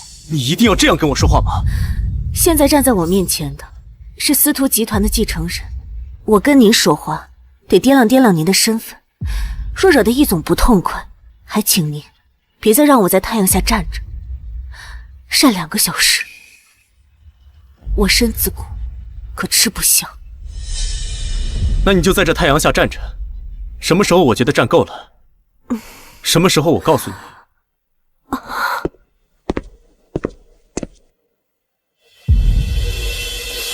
你倒倒打一耙，你算计我，让我和别的女人结婚，还叫来记者曝光，我都没来得及怪罪你，就让你在太阳底下晒了2个小时，你就记到现在。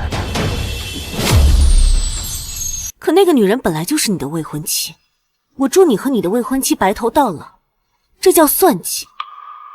何况你身边有黎墨那样家世好的大美女，这3年你早就蜜里调油了吧？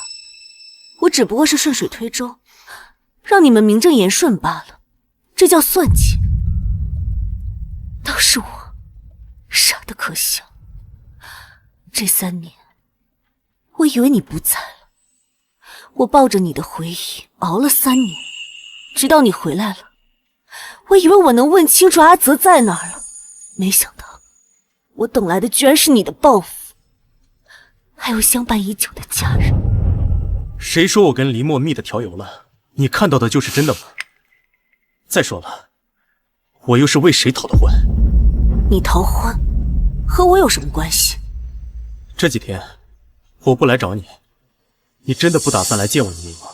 你就给我打了一通电话，然后就躲起来。要是我跟黎墨真的结婚，我们就……别说了。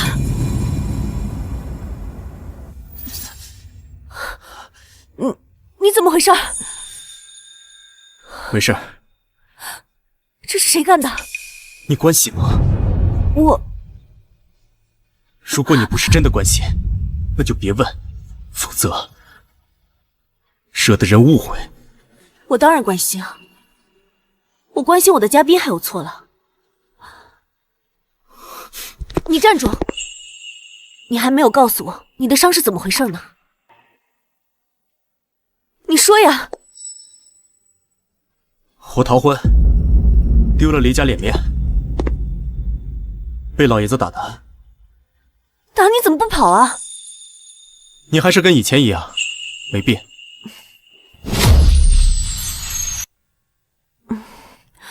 那个，你怎么不去医院啊？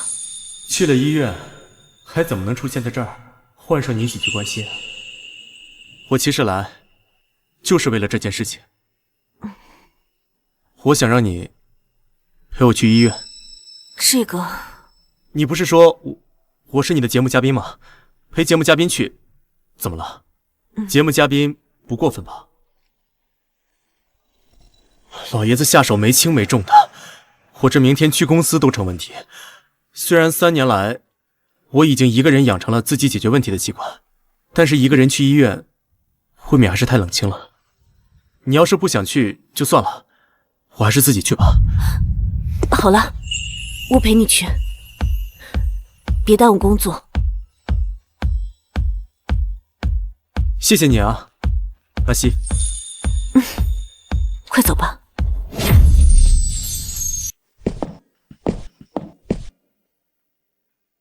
你先坐着，我去挂号。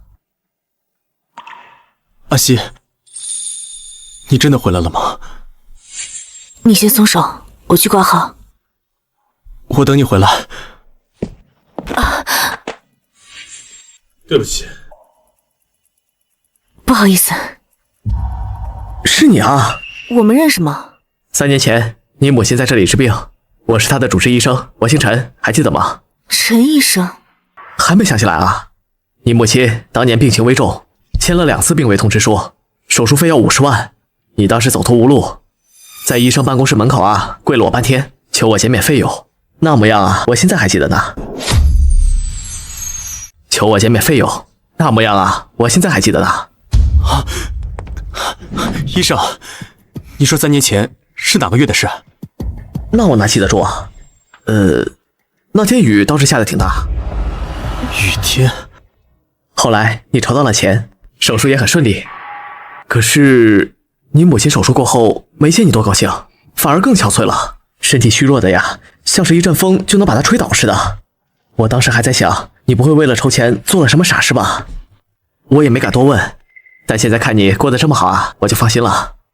你母亲后来复查过几次，恢复的不错，最近没什么不舒服的吧？谢谢你记挂，我妈她挺好的。那就好。这位是你男朋友？这位是你男朋友？不错不错，小伙子看着很有精神，帅气又多金，你啊算是苦尽甘来了。医生，当年我女朋友和母亲的事情，我不在身边，很多事情都不知道。都过去了。医生，麻烦你告诉我，你还想知道什么？从他母亲住院到发病危通知，也就1个星期。可这1星期里啊，你女朋友一天打3份工，眼睛熬得通红，身体还要硬撑。在医院里啊，这种事情屡见不鲜。可是每每看到她，我还是心疼不已。小伙子啊，你也不要多想。这筹钱的法子是什么？我不知道，但我知道，至亲将死，举目无望是什么滋味。至亲躺在病床上奄奄一息，而家属在医院门口对着天空，对着老天爷做一颗头，求个活命的机会。这种事情我看了20年，没经历过的人根本不知道是什么滋味。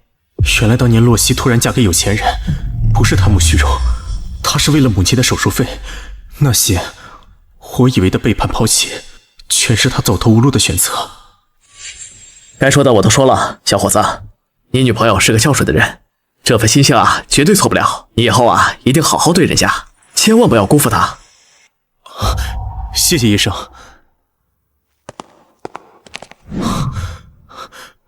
阿西，阿西，都过去了，我先去挂号了。阿西，如果今天我们没有来医院，如果没有遇到陈医生，你是不是打算一辈子瞒着我？你是不是打算让我一辈子戴着有色眼镜看你，让我一辈子活在被抛弃的误会里？我没想瞒你一辈子。3年前得知你的死讯，你告诉我，我该怎么说？3年后，我们又相遇，你隐瞒你阿泽的身份，一边对付着我，一边计划着你的婚礼。你告诉我，我该怎么说？每次我想说出来的时候，你都把我堵得死死的，你的每一句话都像刀片一样在伤害着我。无时无刻不提醒着我你是怎么样的人，我该怎么开口？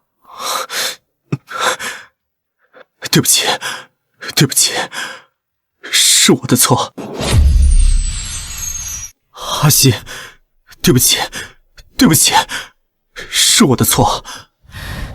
到现在，我也想问问你，司徒逸，就算当年是我有错在先，是我先甩了你，让你一个人在雨里出了车祸，但是在我们相遇之后，你也不该像那样一直羞辱着我。在你有未婚妻的情况下，你凭什么让我做你的情人？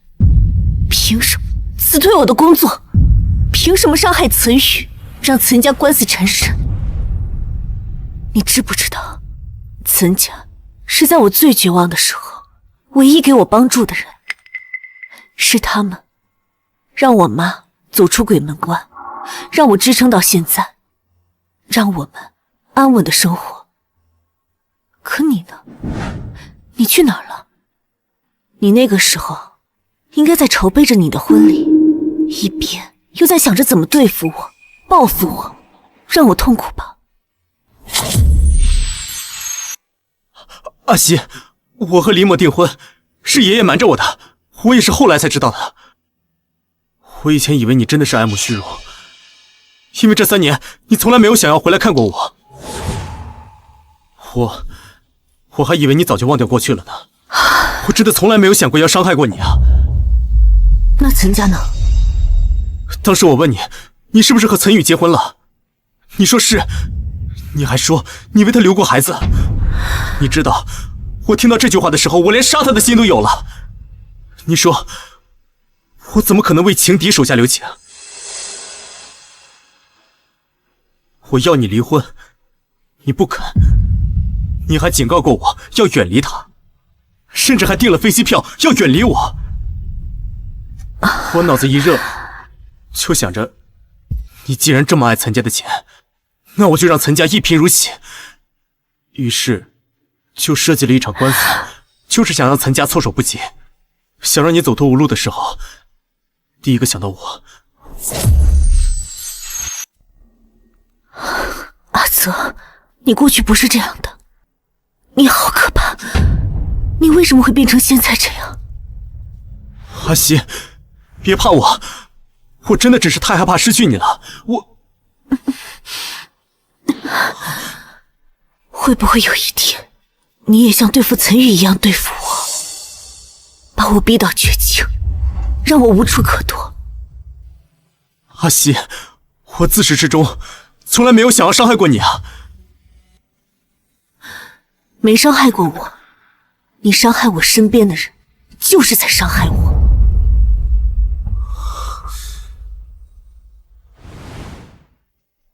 这3年，我经历了很多，脾气也改变了很多。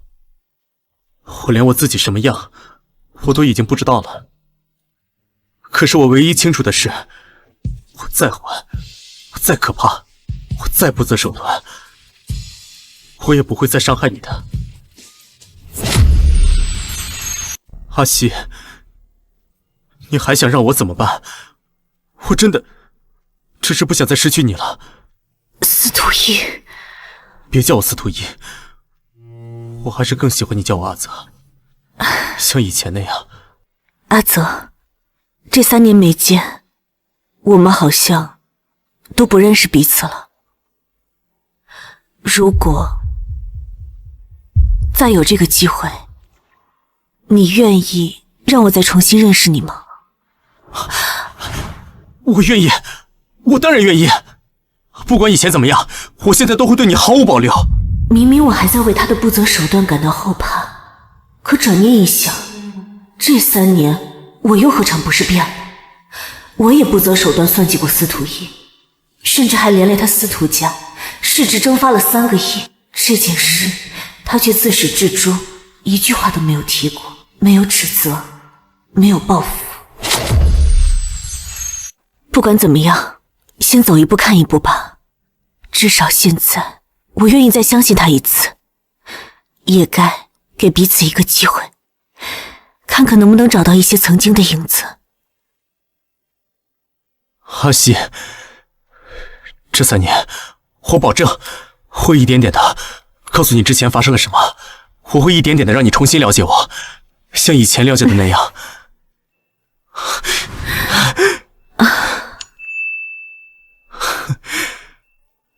这个拥抱，我真的等了很久了。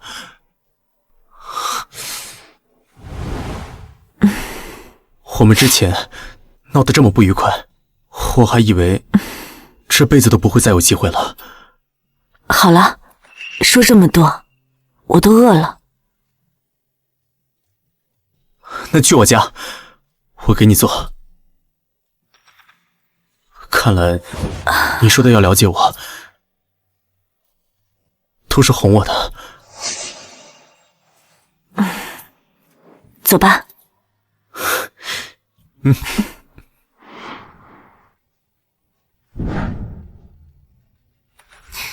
易总，厨艺不赖呀。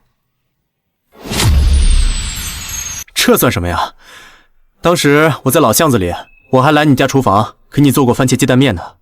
那个时候你吃了2大碗，说比你妈做的都好吃，你忘了？我记得那个时候你把鸡蛋都炒糊了，我怎么可能忘？我那是故意的。当时你一直嘟嘟囔囔的要吃这个，我怕你营养不良，所以就做的难吃了一点。可是你后来偷偷跑到厨房，把炒糊的鸡蛋都自己吃了。你都知道？我那个时候就想，怎么会有你这么傻的人，宁愿自己受苦，也怕别人吃不到好吃的。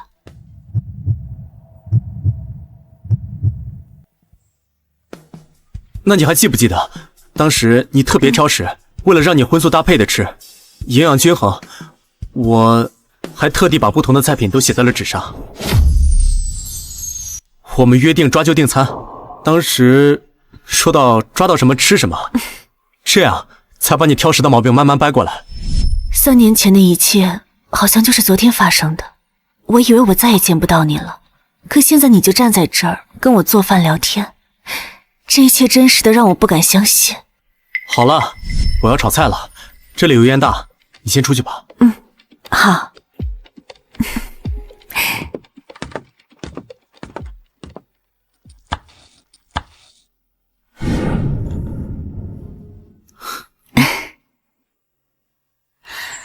怎么了？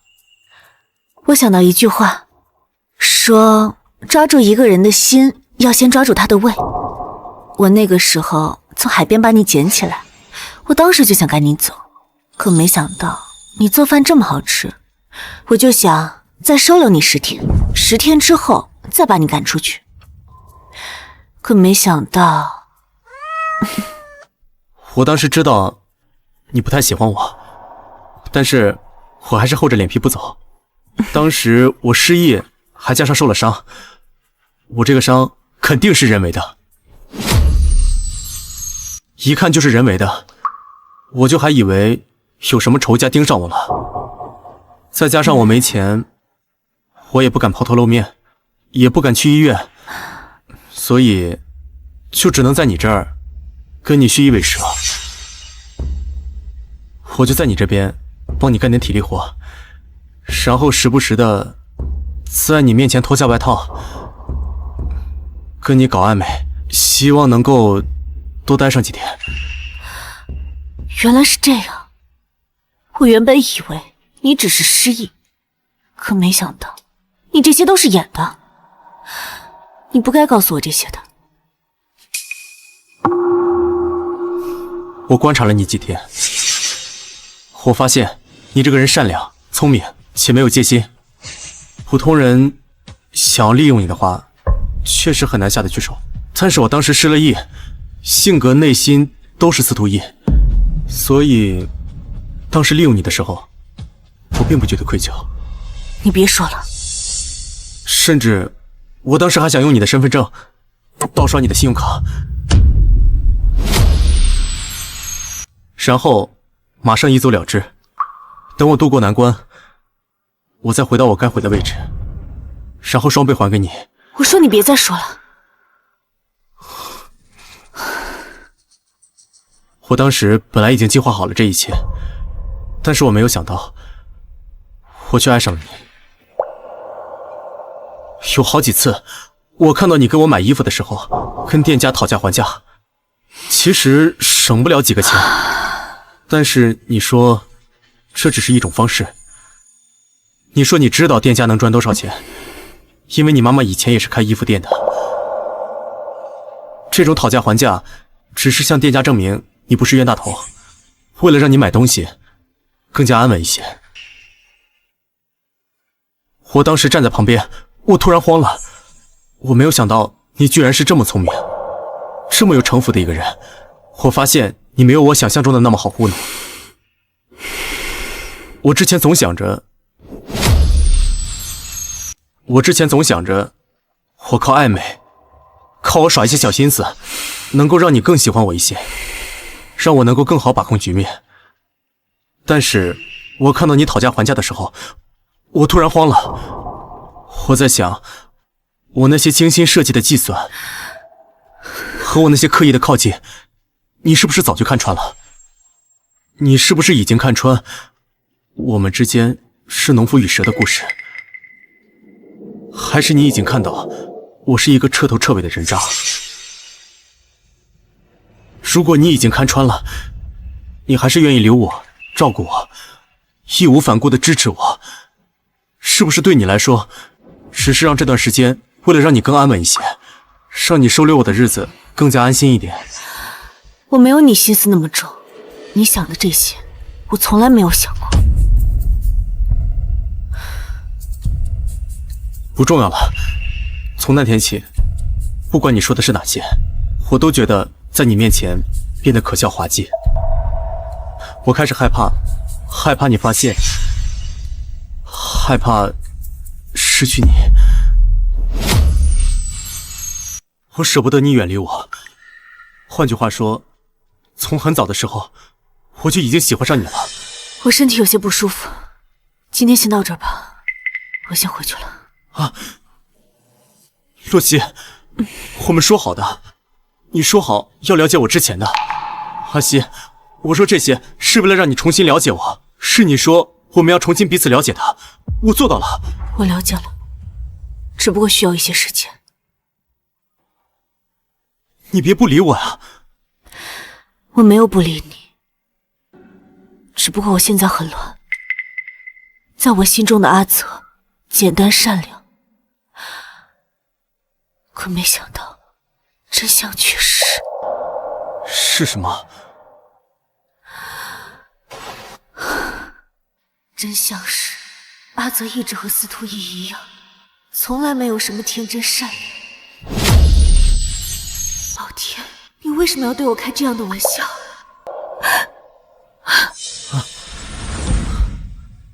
对不起，阿曦，我知道错了，你打我骂我都可以，但这些真相我必须让你知道。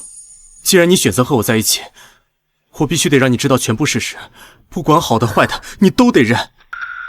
你凭什么觉得我会接受你的一切？那些谎言算计，我怎么接受？我甚至觉得我从来都不认识你啊！我不要我不认识你，我要你爱我。阿曦，刚才你就当做开玩笑的，你就当做什么事情都没发生过，好不好？我现在觉得我后脊发凉。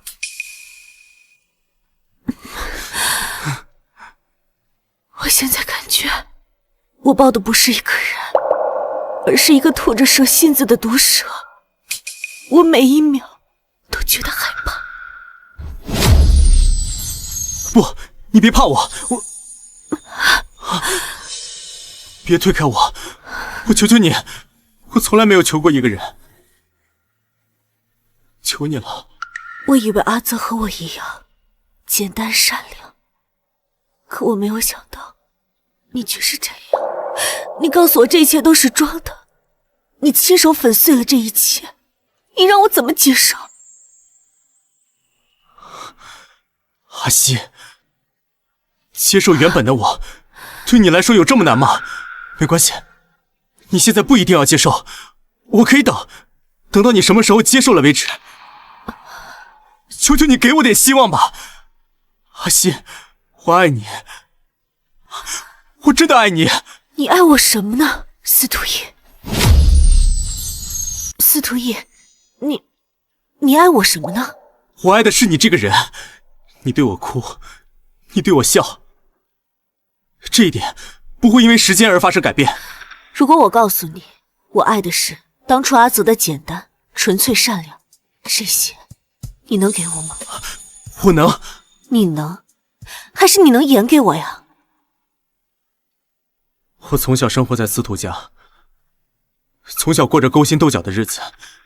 你说的那些善良、真诚、简单，不是我不想给你，而是我身边没有几个人能做到。洛曦，我这是真的，不是在找借口。我知道，我都知道，你的过去让你不能这样。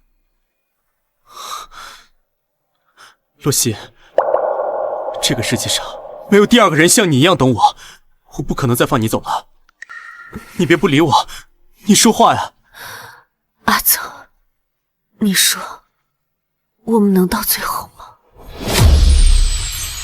我们可以试试，我们先试1个月，如果1个月可以，我们在一起1年、10年，甚至一辈子。是什么？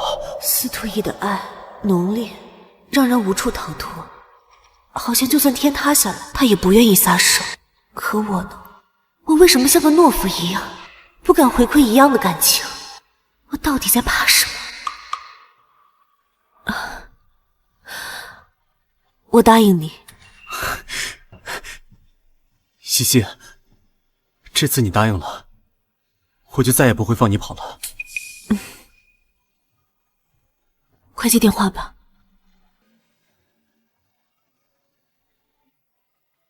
但黎墨这孩子，你必须去亲自赔罪。这个欠，你必须去道。怎么不接啊？怕你误会。只要他不爆出来怀了你的孩子，我就不会误会。否则我刚才说的，我都不答应。那我可不会给你后悔的机会。好了，我先回去了。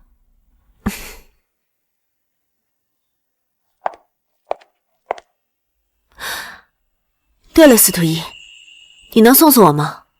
这里是别墅区，不太好打车。不能，因为我不想让你走。行，那我走回去了。啊！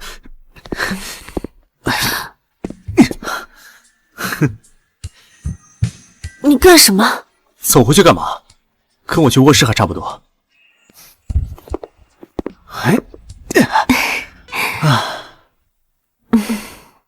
如果想洗漱的话，卫生间在那边。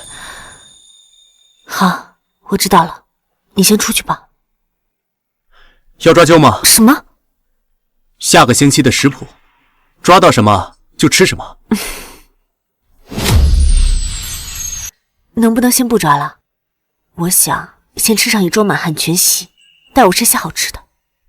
好，听你的。你会不会觉得我很作啊？你为什么这么说？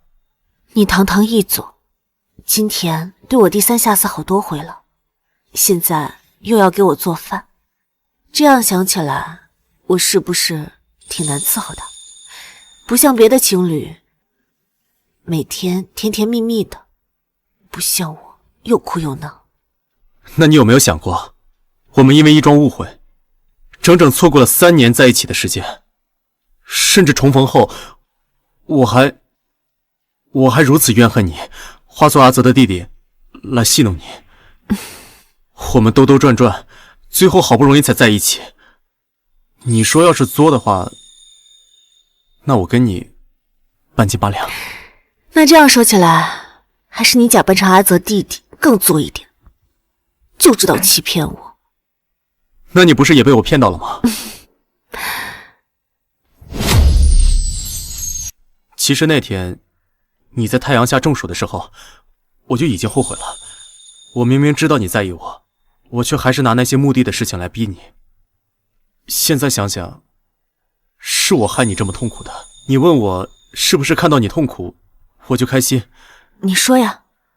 算了，还是去给你做满汉全席吧。等等，房间太大了，我一个人挺害怕的。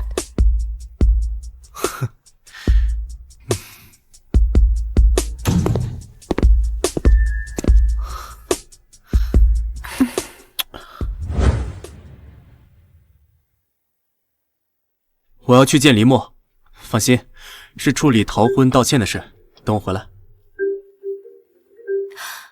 喂，岑宇，怎么了？听你的语气，好像挺开心的。最近遇上什么好事了？你和司徒逸……我和司徒逸在一起了。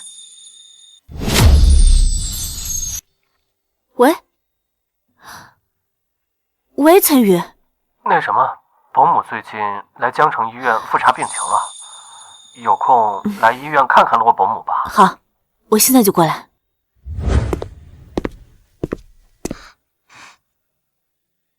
黎墨，婚礼的事情我很抱歉，逃婚给你和黎家带来的损失，我会尽我的全力去弥补你们。我今天让你过来，是为了听你说这些吗？我们之间没有感情，强行结婚对彼此都是折磨。我实话告诉你，我爱的只有洛曦，从始至终都是。我不想耽误你，你应该找个更合适你自己的。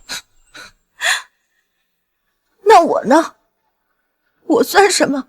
我是你跟洛曦感情的助燃剂吗？李姬，是我让你们的感情死灰复燃。你让我怎么甘心？李默，你根本就不了解我，你喜欢的只是我的身世、名声、背景，你何必再这样坚持呢？这些东西，别的富家子弟一样都有，可我偏偏围着你转，你还不明白吗？那个洛西有什么好的？他就了解你吗？你们分开了3年，在一起的时间又有多久？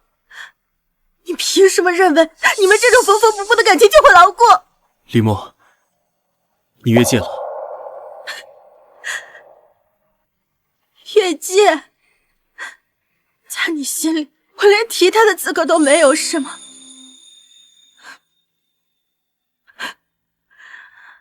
除非你告诉我，他有多爱你，爱的比我还要深，我就彻底放下你，绝对不会再打扰你。你告诉我，你一字不差的告诉我。感情的事情说不清楚，我爱他，他爱我，这就够了。够了，是你没有被他坚定的选择过吧？其实你心里也没有底，怕他没有那么喜欢你。你说他没那么爱我，那是因为你根本就没有看到过他为我担心的样子，你没有看到过他为了找我的时候有多执着。我拿墓地逼他的时候，他吓得都要哭了，他还是没有放弃我。你说这不是爱我吗？我自私狭隘，阴暗狡猾，他知道我是什么样的人，但是就连这样子，他也没有想过要放弃我。你说他不是爱我吗？这世界上再也不会出现第二个人像洛西一样爱我的人。我们之间的感情比你想象的要牢固，你不用想着来拆散我们。我今天过来就是为了跟你说清楚，我们之间到此为止吧。司徒一，你难道要为了这个洛西对我一丝情意都不留吗？一句人话都不肯说，你以为你和洛西能够安安稳稳在一起吗？你以为你们能够长久吗？你今天就这么走了，你一定会后悔的。司徒爷爷知道你为了洛西逃婚，又劝不动你，今天一早就已经去了江城医院找洛西。他老人家怎么可能容忍一个女人毁了司徒家的联姻？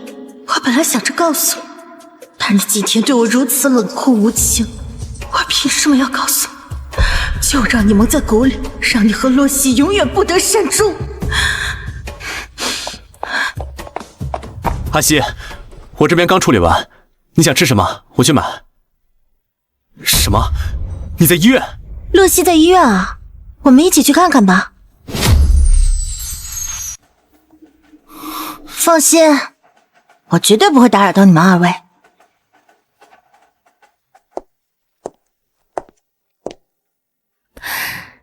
妈，医生说这3年你的身体恢复的不错，要继续保持啊。妈的身体，妈心里有数。西西啊，妈有个事儿想问你。昨天岑宇给你打电话，一直没找到你，去你家也没找到你，你昨天去哪儿了？或者说你去了谁家过夜了？你说什么呀，妈？伯母，阿西啊，已经是成年人了，会照顾好自己的。小雨啊，阿姨只恨自己生了个多情的女儿。3年前，她和那个阿泽爱得死去活来，3年后，她又跟那个叫司徒义的纠缠不清。放着这么好的小雨，你一点都不珍惜啊！妈，我跟岑宇是因为订婚才捆绑到一起，我们之间根本就没有感情。你为什么非得把我们俩捆绑在一起呢？你真是个白眼狼啊！岑家对我们帮助了多少？这要是放到电视剧里，那都是要以身相许的。你可倒好，不但不改进，还挑三拣四的。你可真是识人不清啊！那我们也不能因为感激就在一起啊，这对岑宇不公平，对我也不公平。更何况，我已经有喜欢的人了，就是司徒逸。原来我孙子这么受欢迎啊！你是谁呀？你怎么能随随便便的进别人的病房呢？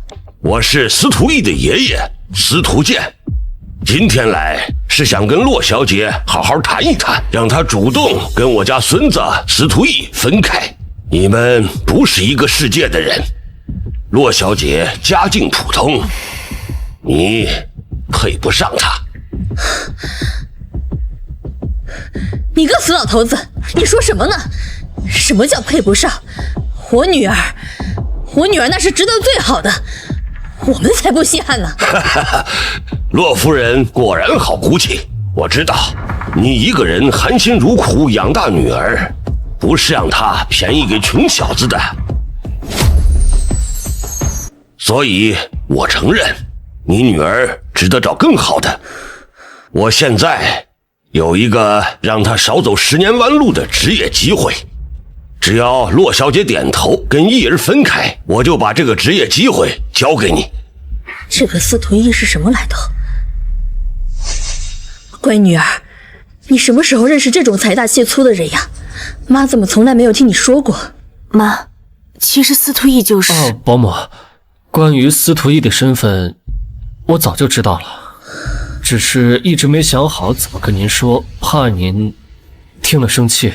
这到底是怎么回事啊？我出去给你们买点吃的吧，洛西会跟您解释的。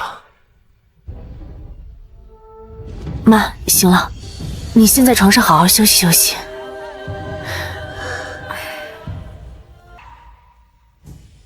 妈，我喜欢司徒逸，其实就是因为他就是当年的……行了，洛小姐，别在这儿浪费时间了，你就说你答应不答应吧。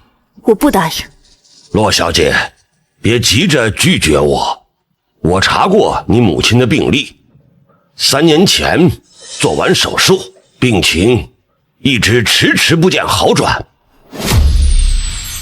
不是你照顾母亲不尽心，而是跑遍医院，一直没有找到合适的治疗方案，最后也只能保守治疗，对吧？我在国外认识一批很有资历的医疗团队，他们商量过你母亲的治疗方案，有望彻底根治。洛小姐，这个机会有多难得，不用我多说，只要你和逸儿分开，不仅你母亲能够康复，你之前想要的稳定生活、好的工作，我都能给你，这对你对司徒家都是最好的选择。我妈病了3年，也痛苦了3年。这3年里，她每天睁眼第一件事就是吃药，5颜6色的药品装了满满一抽屉，什么好吃的都没吃过。楼下的老太太每天早上跳广场舞，她只能坐在窗边看着，离下楼散步都是奢望。我每天看到她这样，心里像被刀割一样疼。我何尝不想让她快点好起来，可让我跟司徒逸分开，我又怎么甘心？女儿啊，妈熬了3年，这个病啊，很多时候妈真是想一死百了，省得拖累你。可是妈不能啊，妈还没看着你结婚，还没看到你过上更好的生活。你从小就是一个聪明的孩子，学习比任何人都努力，你能够更好，你能够比别人更优秀，比别人赚更多的钱，你不应该止步于此。可是你始终是放不下儿女情长。是啊，这也是我一直想不通的问题。怎么会有人傻到为了爱情放弃唾手可得的利益，还有能让自己和家人彻底翻身的机会？洛小姐，别犹豫了，告诉我，你的选择到底是什么？你难道就不想知道洛西会选择什么吗？听你说洛西会坚定选择你的时候，我差点就信了。怎么，现在不敢听了？怕他不会选择你？我知道，这个选择很为难，一边是母亲能够康复的机会，一边是和爱人的相守。换做我，恐怕也找不到更好的选择。这样吧，我不逼你说出答案，但是我会给洛小姐3个数，在我倒数到1的时候，只要洛小姐出声，无论你说什么，我就当是你答应和我孙子分手了。3、2，就算他会选择你，我也绝对不会祝福你和洛西的。怎么会这样？3年前的选择竟然再一次摆在我面前。司徒一，为什么这段感情越走越难？等等，洛小姐出声，就算是同意和我孙子分手了。西西啊，妈知道你受委屈了，要不你就和司徒一分手吧，以后还有什么意找不到呢？一儿，听到了吗？等等，洛小姐出声，就算同意和我孙子分手了。看到了吧，这就是你费尽苦心心爱的女人。一哥哥，他不值得，不值得。这些都是爷爷安排的，对不对？是爷爷让我带你来的，那又怎么样？我们的目的只是想让你知道，他根本就没有想象中那么爱你。你的目的达到了，你满意了吗？司徒一，你凭什么凶我？这一切都是你咎由自取。你问我满意了吗？我怎么不满意？我满意的很。现在的你和我又有什么区别？你爱的人根本不爱你，你又有什么特别的呢？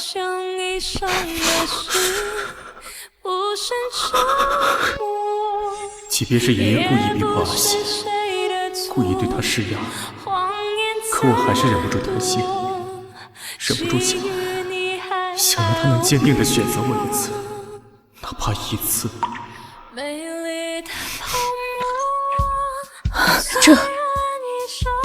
这不是阿泽吗？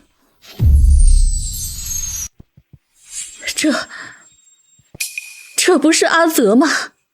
妈，我喜欢司徒一，其实就是因为他就是当年的。西西啊，你刚才是不是要跟我说司徒一就是阿泽？我当年故意告诉你阿泽死了，谁知道他竟然是司徒家的孙子。要早知道是这样，我说什么也不会阻止你们在一起的呀。乖女儿，你现在还能反悔吗？什么诱惑都比不了和司徒家的孙子在一起啊。阿泽，你还认识伯母我吗？我们3年前就见过的呀。行了，国外医疗团队啊，我早已经联系好了，专车就在下边等着。时间不早了，洛夫人，随我走吧。这就要走了吗？女儿啊，你们好好聊，你一定要好好的留住这个金龟婿呀！你们好好聊啊！司徒一，别说了。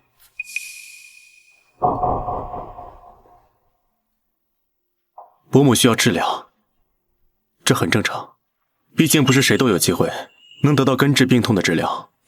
我想，我能理解3年前你为什么要做出分开的决定了。你说的是真的吗？洛西，3年了，你觉得我们还合适吗？你说什么？这几天我们一直在聊过去的事情，已经没有新的话题了，所以只能拿过去的事情翻来覆去的说。其实我们心里都知道一个事实，那就是我们早就已经不合适了。算了吧，露西。算了，你再说一遍。我说，我们算了吧。破镜难重圆，我们回不去了。不，我不信。不信？别天真了，洛曦。我是司徒家的独孙子，你知道我是什么样的人？阴翳偏执。昨晚我向你坦白的那些话，不过只是冰山一角罢了。你不会真觉得我会向你吐露心声吧？我这个人，我自己说的话哪句是真的，哪句是假的，我自己都说不清楚。你还傻傻的以为我会对你付出真心吗？我来到这个世界上，从来不是谈情说爱的。我有我的事业要拼，我有司徒家的事业要扛。你不会真觉得我对你付出这么多是真的喜欢你吧？那不过只是男人无聊时的打发罢了，只是发泄一下生理需求而已。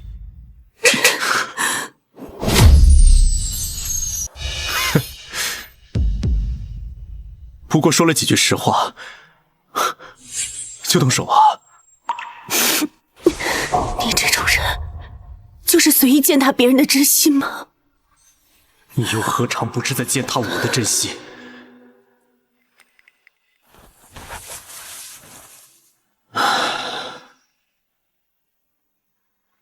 我这里有50万，当年你为了50万难成这样，和我断绝了关系，我很同情你。这一次，我们也拿着50万，结束这段关系吧。拿着吧。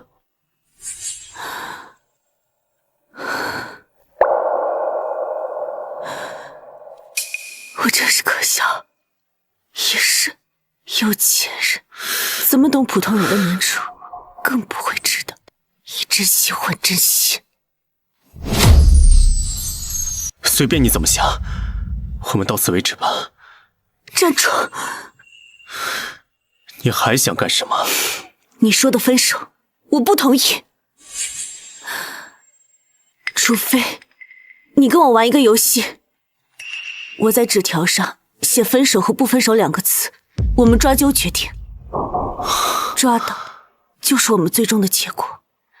3年前是我抛弃了你，公平起见，这次选择权交给你。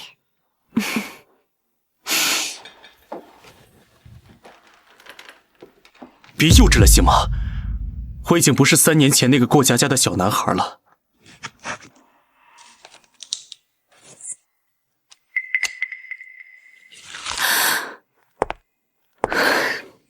你选一个。玩啊？怎么不敢玩？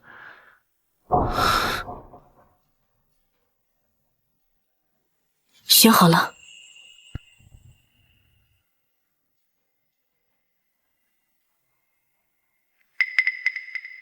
不再换了吗？不换了。那你打开吧。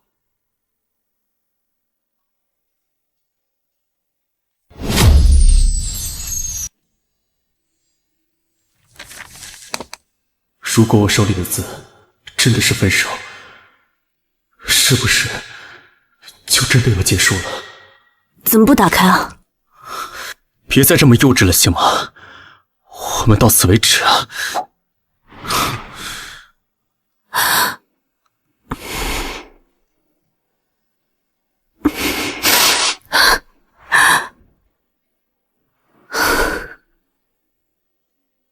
我写了2个不分手，原本以为他会打开，我们还能一起并肩作战，结果他连打开的勇气都没有。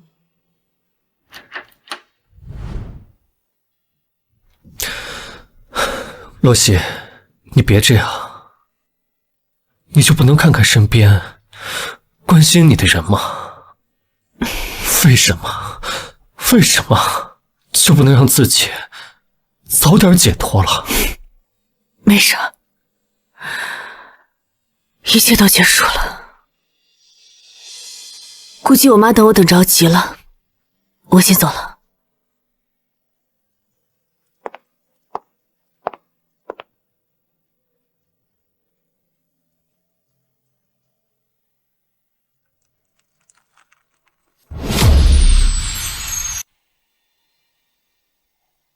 岑宇，怎么，家里官司搞定了？你还敢提？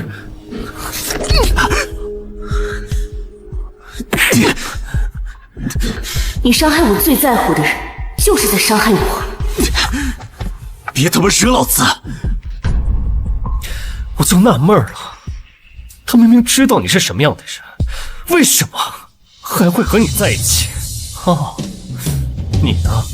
你又做了什么？你让你爷爷来医院羞辱他，你还在一边看戏，怎么样？在门口看戏，爽不爽？看着自己的女人被这么羞辱，你就这么无动于衷吗？你都看到了？我不仅看到了，我还看到林默，就凭三言两语的挑拨，你就信以为真了，就认为洛熙他不够爱你。你是傻叉吗？你给我闭嘴！你懂什么？司徒叶，我告诉你，你就是个懦夫，连保护自己女人的勇气都没有，还有脸在这儿跟我横。司徒叶，你要是真的在乎洛熙，就去跟你爷爷去对抗。可你呢，在门口连个屁都不敢放，眼睁睁地看着洛熙独自面对你爷爷的逼迫，他被羞辱的连头都抬不起来啊！怪不得你对付我们家的手段会如此龌龊。你们司徒家都是一路货色。你给我闭嘴！你除了会和洛熙置气，让他受委屈，让他不知道你什么时候真心，什么时候假意，你还会做什么？啊，说啊！你就仗着洛熙喜欢你，就从来不珍惜他吧？那3年是我陪他走过来的，但偏偏抵不过你作为阿泽和他相处的那半年。你说说，老天，为什么这么不公平？我看着他思念了你3年，哪怕最难熬的时候，也没忘了你半分。可你呢？就因为林默的几句挑拨，就计较他够不够爱你。司徒玉，你说，你可不可笑？你说他爱我，那他为什么从来没有坚定的选择过我，哪怕偷偷骗我？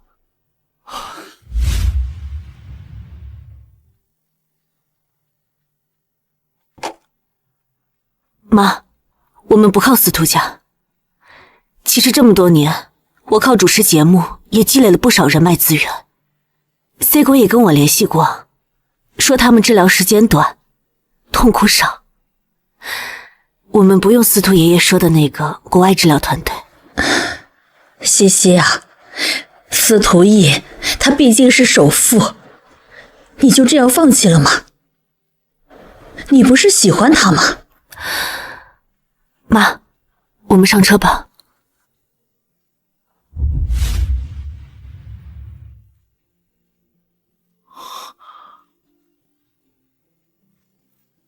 他从来没有不爱过你，是你从不肯信任他过一回。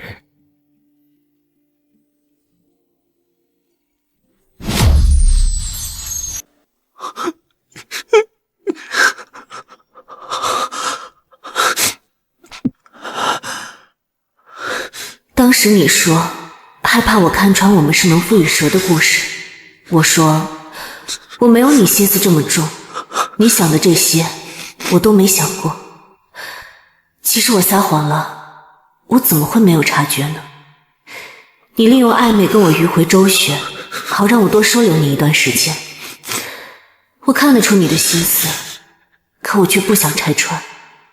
生命里凭空出现一个人，让我的生活不再那么平凡，我也有点舍不得放手了，所以只能将错就错。你说你那时候就爱上我了，我何尝不是一样？我们对彼此的心动从来都不是假的，只是你一直不敢坚定相信罢了。司徒义，这次我把决定我们感情去留的机会留给你，无论最后我们走向哪里，我都祝你岁岁年年平平安安。西西，司徒义，